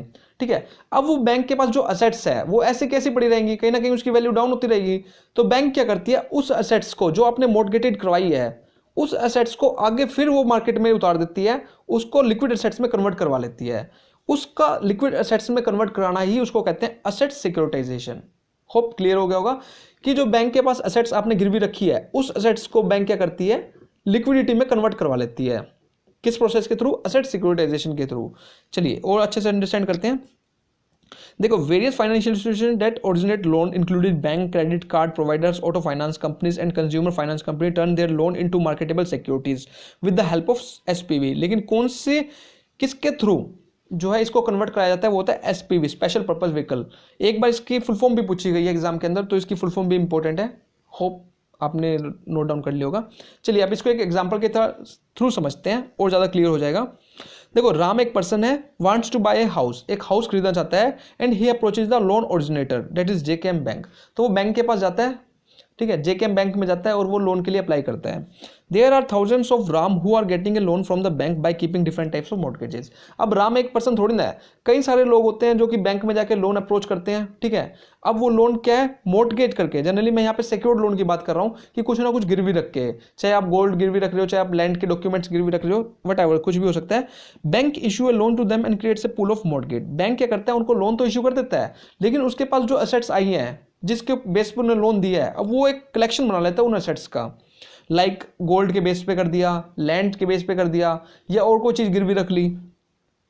Bank then sell this pool of mortgage to the SPV, और फिर वो जो एसेट्स बैंक ने क्रिएट करी है उसको क्या कर देता है, एसपीवी को दे देता है, स्पेशल पर्पस व्हीकल। ठीक है, स्पेशल पर्पस व्हीकल को दे देता है, वो क्या करते हैं, उनको मार्केट सिक्योरिटीज में कन्वर्ट करा देते हैं with the intention to convert these pools into marketable securities. Then credit rating agencies and investment bank come into picture. Credit rating agency give a rating to the securities. तो जो securities में convert कराए हैं जिसके through, special purpose के vehicle के through, उन securities को रेटिंग प्रोवाइड करती है क्रेडिट रेटिंग एजेंसीज कि इसमें इन्वेस्ट करना चाहिए या नहीं करना चाहिए। When subscribed securities are issued in the market, many investors subscribe to them, और कई इन्वेस्टर उसमें क्या करते हैं, इन्वेस्ट करते हैं। तो कहने का मतलब ये है कि जो आप सिक्योरिटी बैंक को दे रहे हो उसको अगेन कन्वर्ट कराना लिक्विड एसेट्स में, वो काम कौन करता है, स्पेशल पर्पस व्हीकल्स के थ्रू किया जाता है। तो अब इसमें कौन कौन सी पार्टीज इन्वॉल्व होती हैं, क्वेश्चन आ सकता है। तो सबसे पहले ओरिजिनेटर। ओरिजिनेटर कौन होता है, इज द ओरिजिनल लैंडर, जो कि लैंड कर रहा है, जो मनी लैंड कर रहा है, जैसे कि बैंक, जिसमें बैंक की बात की गई थी। ओब्लिगेटर कौन है, बोरोवर, जो कि अपने सेट्स को गिरवी रख के मनी को ले रहा है। इशूअर कौन है? Typically SPV is set up by the trust issue security with the help of SPV and then investor subscribe to them. जो सिक्योरिटीज को इशू कर रही है वो कौन है? इशूअर। इन्वेस्टर कौन है? जो कि उस सिक्योरिटीज में इन्वेस्टमेंट कर रहा है, परचेज कर रहा है उन सिक्योरिटीज को, वो कौन है? इन्वेस्टर है। अब हम बात करते हैं इंटरनेशनल मॉनेटरी मार्केट। तो इंटरनेशनल मॉनेटरी मार्केट की बात करते हैं हम। तो चलिए फ्रेंड्स डिस्कस करते हैं इंटरनेशनल मॉनेटरी मार्केट के बारे में। तो जनरली इतना इंपॉर्टेंट टॉपिक नहीं है एग्जाम पॉइंट ऑफ व्यू से, बट फिर भी हमें पता होना चाहिए। चलिए, अब international monetary system refer to that system that forms rules and standard for facilitating international trade. तो इंटरनेशनल मॉनेटरी सिस्टम जो है इस तरह के रूल्स बनाता है जिससे जो है फैसिलिटेशन प्रोवाइड की जाती है, फैसिलिटी प्रोवाइड की जाती है जिसके थ्रू हम इंटरनेशनल ट्रेड को और अच्छे से कर सकें। Okay, it helps in reallocating the capital and investment from one nation to another nation. तो हम किस तरह कैपिटल को रीअलोकेट करेंगे एक नेशन से दूसरे नेशन तक, ये जो फैसिलिटीज है ये भी किसके अंदर प्रोवाइड की जाती है? इंटरनेशनल मॉनेटरी सिस्टम के अंदर ही। काफी सारे रूल्स एंड रेगुलेशन बनाए गए हैं जिसके थ्रू हम जो है ट्रेड को इजीली कर सकते हैं, ठीक है, सिंपल वे में कर सकते हैं। It is a global network of the government and financial institution that determine the exchange rate of different currencies for international trade। देखो हमको पता है कि हम डेली बेस पे अगर हम चेक करते हैं कि आज डॉलर का मुकाबले रुपया इतना गिर गया, ये है वो है, तो ये किसके थ्रू कौन डिटरमाइन करता है? देखो ये इंटरनेशनल मॉनेटरी सिस्टम के थ्रू ही डिटरमाइन किए जाते हैं। ओके, किस कंट्री का इंपोर्ट ज़्यादा हो चुका है, किस कंट्री का एक्सपोर्ट ज़्यादा हो चुका है, तो इसके मुकाबले ही हम अपना इंटरनेशनल मॉनेटरी सिस्टम के थ्रू जो एक्सचेंज रेट डिटरमाइन किए जाते हैं। It is A governing body setting rules and regulation. तो ये गवर्निंग बॉडी है जो कि रूल्स एंड रेगुलेशन को सेट करती है। So international monetary system motivates and encourages the nation to participate in the international trade to improve their BOP। So आपको पता है बैलेंस ऑफ पेमेंट को इंप्रूव करने के लिए जरूरी है कि हमारा एक्सपोर्ट ज़्यादा होना चाहिए इंपोर्ट्स के मुकाबले। तो इंटरनेशनल मॉनेटरी सिस्टम जो है मोटिवेट करते हैं, ठीक है, कंट्रीज को मोटिवेट करते हैं कि आप जो है एक्सपोर्ट को बढ़ाओ, अपने BOP को इंप्रूव करो। सो सम ऑफ द इंपॉर्टेंट अचीवमेंट इसकी यही रही है कि इसके थ्रू ही हमने वर्ल्ड बैंक और इंटरनेशनल मॉनेटरी फंड को इस्टेब्लिशमेंट किया है। तो ये सब इंटरनेशनल मॉनेटरी सिस्टम के थ्रू ही पॉसिबल हो पाया है। तो इसका अगर इवोल्यूशन की बात करें, कब इसकी स्टार्टिंग हुई थी, तो अगर 1870 से लेकर 1914 के बीच में जो ट्रेड होता था वो गोल्ड एंड सिल्वर्स पर डिपेंड होता था, ठीक है। आपको पता है कि हर कंट्री क्या करती थी? गोल्ड प्रोवाइड करती थी एक्सपोर्ट और इंपोर्ट करने के लिए, ठीक है, विदाउट एनी इंस्टीट्यूशनल सपोर्ट। और कोई मेजर इंस्टीट्यूशन भी नहीं था उस टाइम पर, ना IMF था ना वर्ल्ड बैंक था। फिर 1944 में जो है आपको पता है ब्रेटन वुड कॉन्फ्रेंस के अंदर हमने IMF को और जो है वर्ल्ड बैंक जो है इस्टेब्लिश किए गए थे। So 730 representative of 44 nations met at Bretton Wood conference. तो इसमें आए और इसमें IMF का क्या किया? इस्टेब्लिशमेंट करी। So it was decided that since the United States held most of the world's gold, thus all the nation would determine the value of their currency in terms of gold. तो अब इस चीज़ का clear हो गया होगा कि हमारी हर एक करेंसी को गोल्ड से डॉलर के कंपैरिजन क्यों किया जाता है? क्योंकि एक यूनाइटेड स्टेट्स ही ऐसा था जिसके पास जो था सबसे ज़्यादा गोल्ड था, वर्ल्ड का सबसे ज़्यादा गोल्ड जो था यूनाइटेड स्टेट के पास था। इस करके जो है डॉलर के कंपैरिजन में आज सारी कंट्रीज की करेंसी को किया जाता है। अब हम बात करते हैं फॉरेन एक्सचेंज मार्केट। काफ़ी इंपॉर्टेंट है फॉरेन एक्सचेंज मार्केट। चलिए, the foreign exchange market is a global online network where traders buy and sell currency. जहाँ पे जो ट्रेडर्स होते हैं, बिग बड़े बड़े ट्रेडर्स होते हैं, वो करेंसी को क्या करते हैं? बाय करते हैं और सेल करते हैं। It is no physical location. तो इसकी कोई फिजिकल लोकेशन नहीं है। Okay, and operates 24 hours a day, और 24 आवर्स वर्क करती है from 5 PM EST on Sunday until 4 PM। तो संडे तक को ये 4 PM तक वर्क करती है। EST on Friday 5 PM EST on Sunday until 4 PM EST on Friday because currencies are high in demand। तो संडे को अगर बात की जाए तो 4 PM तक, और अगर हम बात करें कब? फ्राइडे तक, वो 5 PM तक। So it is the largest and most liquid financial market in the world. The global market has 2 tiers। तो ग्लोबल मार्केट के 2 tiers हैं, एक है इंटरबैंक मार्केट, एक है ओवर द काउंटर मार्केट। तो अगर इंटरबैंक की मार्केट करें, इसमें इंडिविजुअल ट्रेड नहीं कर सकता है। ये जो मार्केट है सिर्फ बैंक्स के लिए ही है, ठीक है, बैंक्स ही इसके अंदर ट्रेड कर सकते हैं। It's where the biggest bank exchange currencies with each other. अगर हम over the counter market trade बात करें तो यहाँ पे जो है ट्रेड की जाती है इंडिविजुअल के बीच में और कंपनीज के बीच में, ठीक है। तो ये ओवर द काउंटर जो प्लेटफॉर्म है ये इंडिविजुअल के लिए और कंपनीज के लिए ही है। The biggest geographical OTC trading centre is the United kingdom. तो ये भी चीज आपको याद रखनी है, सबसे बड़ा जो OTC प्लेटफॉर्म है वो यूनाइटेड किंगडम का है। ओके, अब फंक्शंस की बात करते हैं। फॉरेन एक्सचेंज मार्केट के कौन कौन से फंक्शंस हैं। सबसे पहला फंक्शन है ट्रांसफर का फंक्शन। ठीक है, ट्रांसफर के फंक्शन में क्या है, it transfer purchasing power between the countries involve in the transaction. This function is perform through credit instruments like bill of exchange, bank draft and telephonic transfers. तो transfer function के अंदर क्या है, purchasing power को transfer किया जाता है। ठीक है, जो सी कंट्रीज डील कर रही है गुड्स के अंदर, ठीक है, उस गुड्स के उनके बीच में क्या है, एग्रीमेंट होता है। एग्रीमेंट के अंदर मान लो bill of exchange transfer, bill of exchange drawn किया गया। ठीक है, तो यहाँ पे बिल ऑफ एक्सचेंज जिसके पास होगा उसके पास क्या चली जाएगी, परचेजिंग पावर चली जाएगी। ठीक है, तो ट्रांसफर का फंक्शन नॉर्मली जो है फॉरेन एक्सचेंज मार्केट परफॉर्म करती है। उसके बाद है credit function. It involves credit for foreign trade. Bill of exchange with maturity period of 3 months are generally used for international payment. Okay, credit is required for this period in order to enable the importer to take possession of goods, sell them and obtain money to pay off bill. तो credit function भी देखो, हर एक चीज जो है on यहाँ पे cash basis पर बहुत रियरली कम वर्क होता है किसके अंदर, फॉरेन एक्सचेंज मार्केट के अंदर।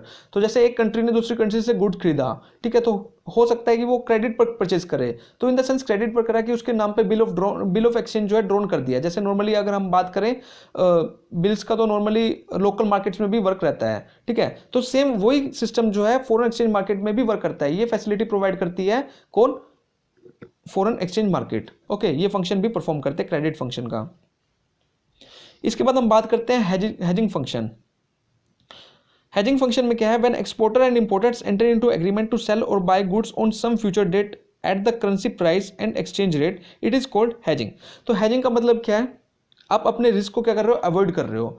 हम आज एग्रीमेंट में आया है, लेकिन आज तो आया है, लेकिन किस डेट के लिए आया है, फ्यूचर डेट के लिए आया है कि आज से 3 महीने बाद मैं तेरे से ये सामान खरीदूंगा इतने रेट पर। ठीक है, तो कहीं ना कहीं हमने रिस्क को क्या कर दिया, अवॉइड कर दिया यहाँ पे।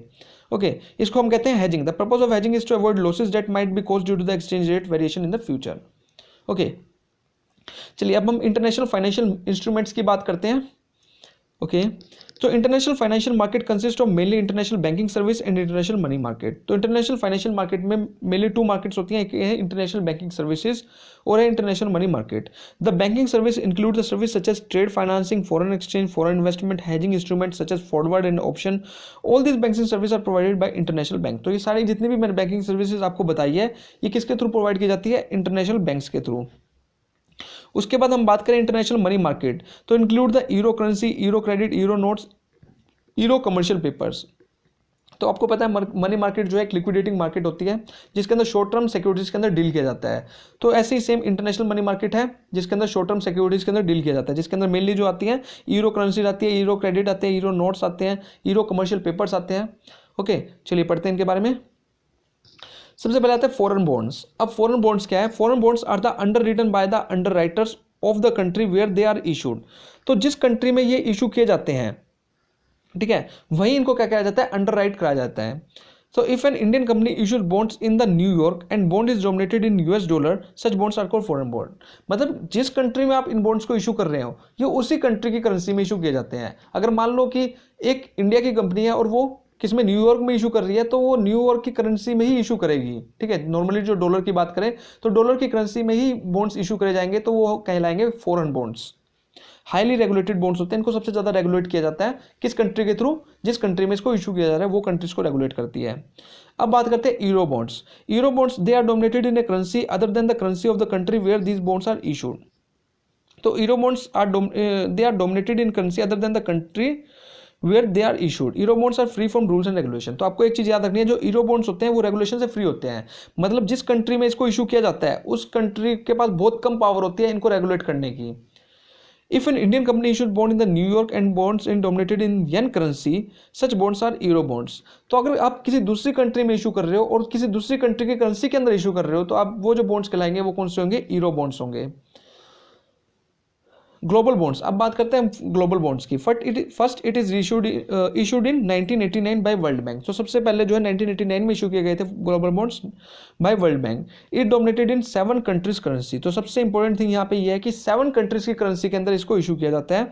वो 7 कंट्रीज कौन सी है, ऑस्ट्रेलियन डॉलर हो गया, कैनेडियन डॉलर हो गया, जापानीज येन हो गया, स्वीडिश हो गया, करोना, यूरो। ओके, तो इस कंट्रीज की करेंसी में क्या करा जाता है, इन बॉन्ड्स को इशू डोमिनेट किया जाता है। bonds that can be offered within the euro market and several other markets simultaneously.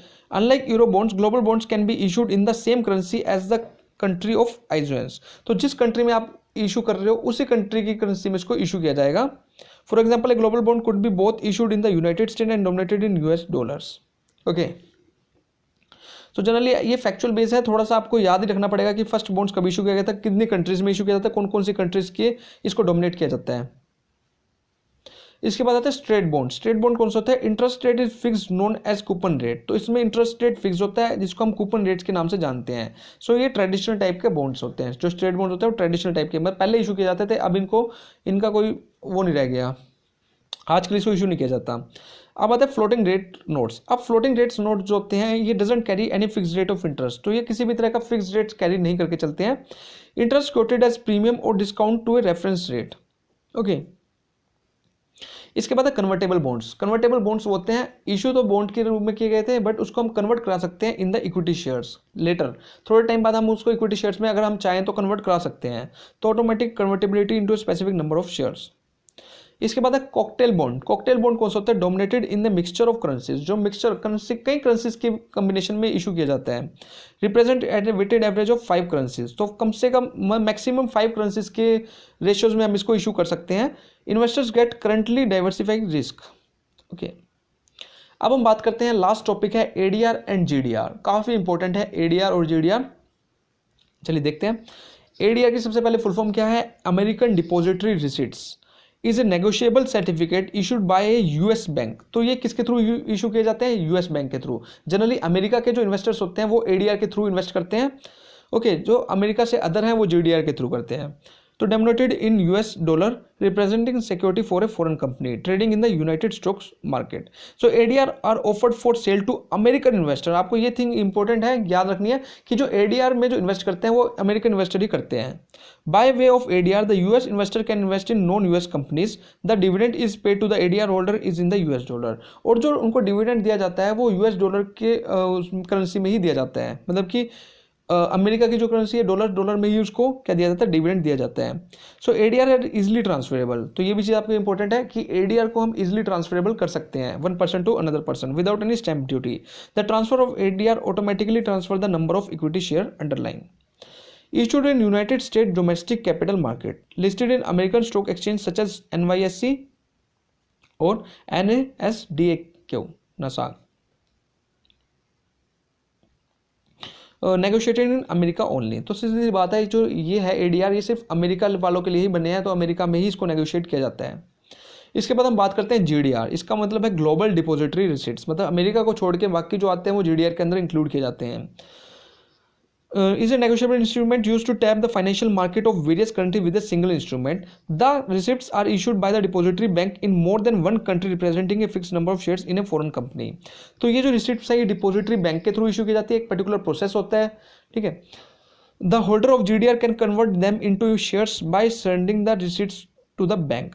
तो होल्डर जो GDR जिसने ले रखे हैं वो क्या करते हैं? इनको सरेंडर भी कर सकते हैं. अगर वो चाहे तो इसको सरेंडर कर सकते हैं. किसके पास कर सकते हैं? बैंक्स के थ्रू इसको क्या कर सकते हैं? मतलब एक्सचेंज करा सकते हैं अपनी करेंसी के अंदर. Prior approval of ministry of finance and FIPB is taken by the company for planning to the issue of GDR. तो सबसे पहले इसको इशू करने के लिए कंपनीज को क्या करना पड़ता है? अप्रूवल लेना पड़ता है. किसका? फाइनेंस, मिनिस्ट्री ऑफ फाइनेंस का और फॉरेन इन्वेस्टमेंट प्रमोशन बोर्ड का. Okay, issued in European capital market. तो यूरोपियन कैपिटल मार्केट के अंदर इसको इशू किया जाता है. Listed in non US stock exchange such as London stock exchange and Luxembourg stock exchange. Negotiation in all over the world. तो जो एडीआर थे वो सिर्फ अमेरिका में नेगोशिएटेड पॉसिबल थी, लेकिन ये जो जीडीआर है ये ऑल ओवर द वर्ल्ड इसमें हम नेगोशिएशन कर सकते हैं. ओके, होप आपको क्लियर हो गया होगा. सो फ्रेंड्स, ये जो था पूरी यूनिट हमने कवर अप कर लिया है. मोस्टली जो टॉपिक्स थे हमने कवर अप कर लिया इस यूनिट के अंदर. सो आपको कैसी लगी वीडियो प्लीज़ बताना जरूर. और कहीं भी प्रॉब्लम फेस करने को मिले तो प्लीज़ नीचे कमेंट बॉक्स में जरूर बताना. हो सकता है एक आधा टॉपिक आपको क्लियर ना भी हुआ हो तो उसके ऊपर मैं सेपरेट वीडियो बना दूंगा और क्लियर मैटर के साथ. ओके, सो फ्रेंड्स, वीडियो अच्छी लगे तो प्लीज़ लाइक जरूर करना. चैनल को सब्सक्राइब कर लेना अगर आप इंटरमीडिएट कॉमर्स की प्रिपरेशन कर रहे हैं तो. Thank you friends for watching.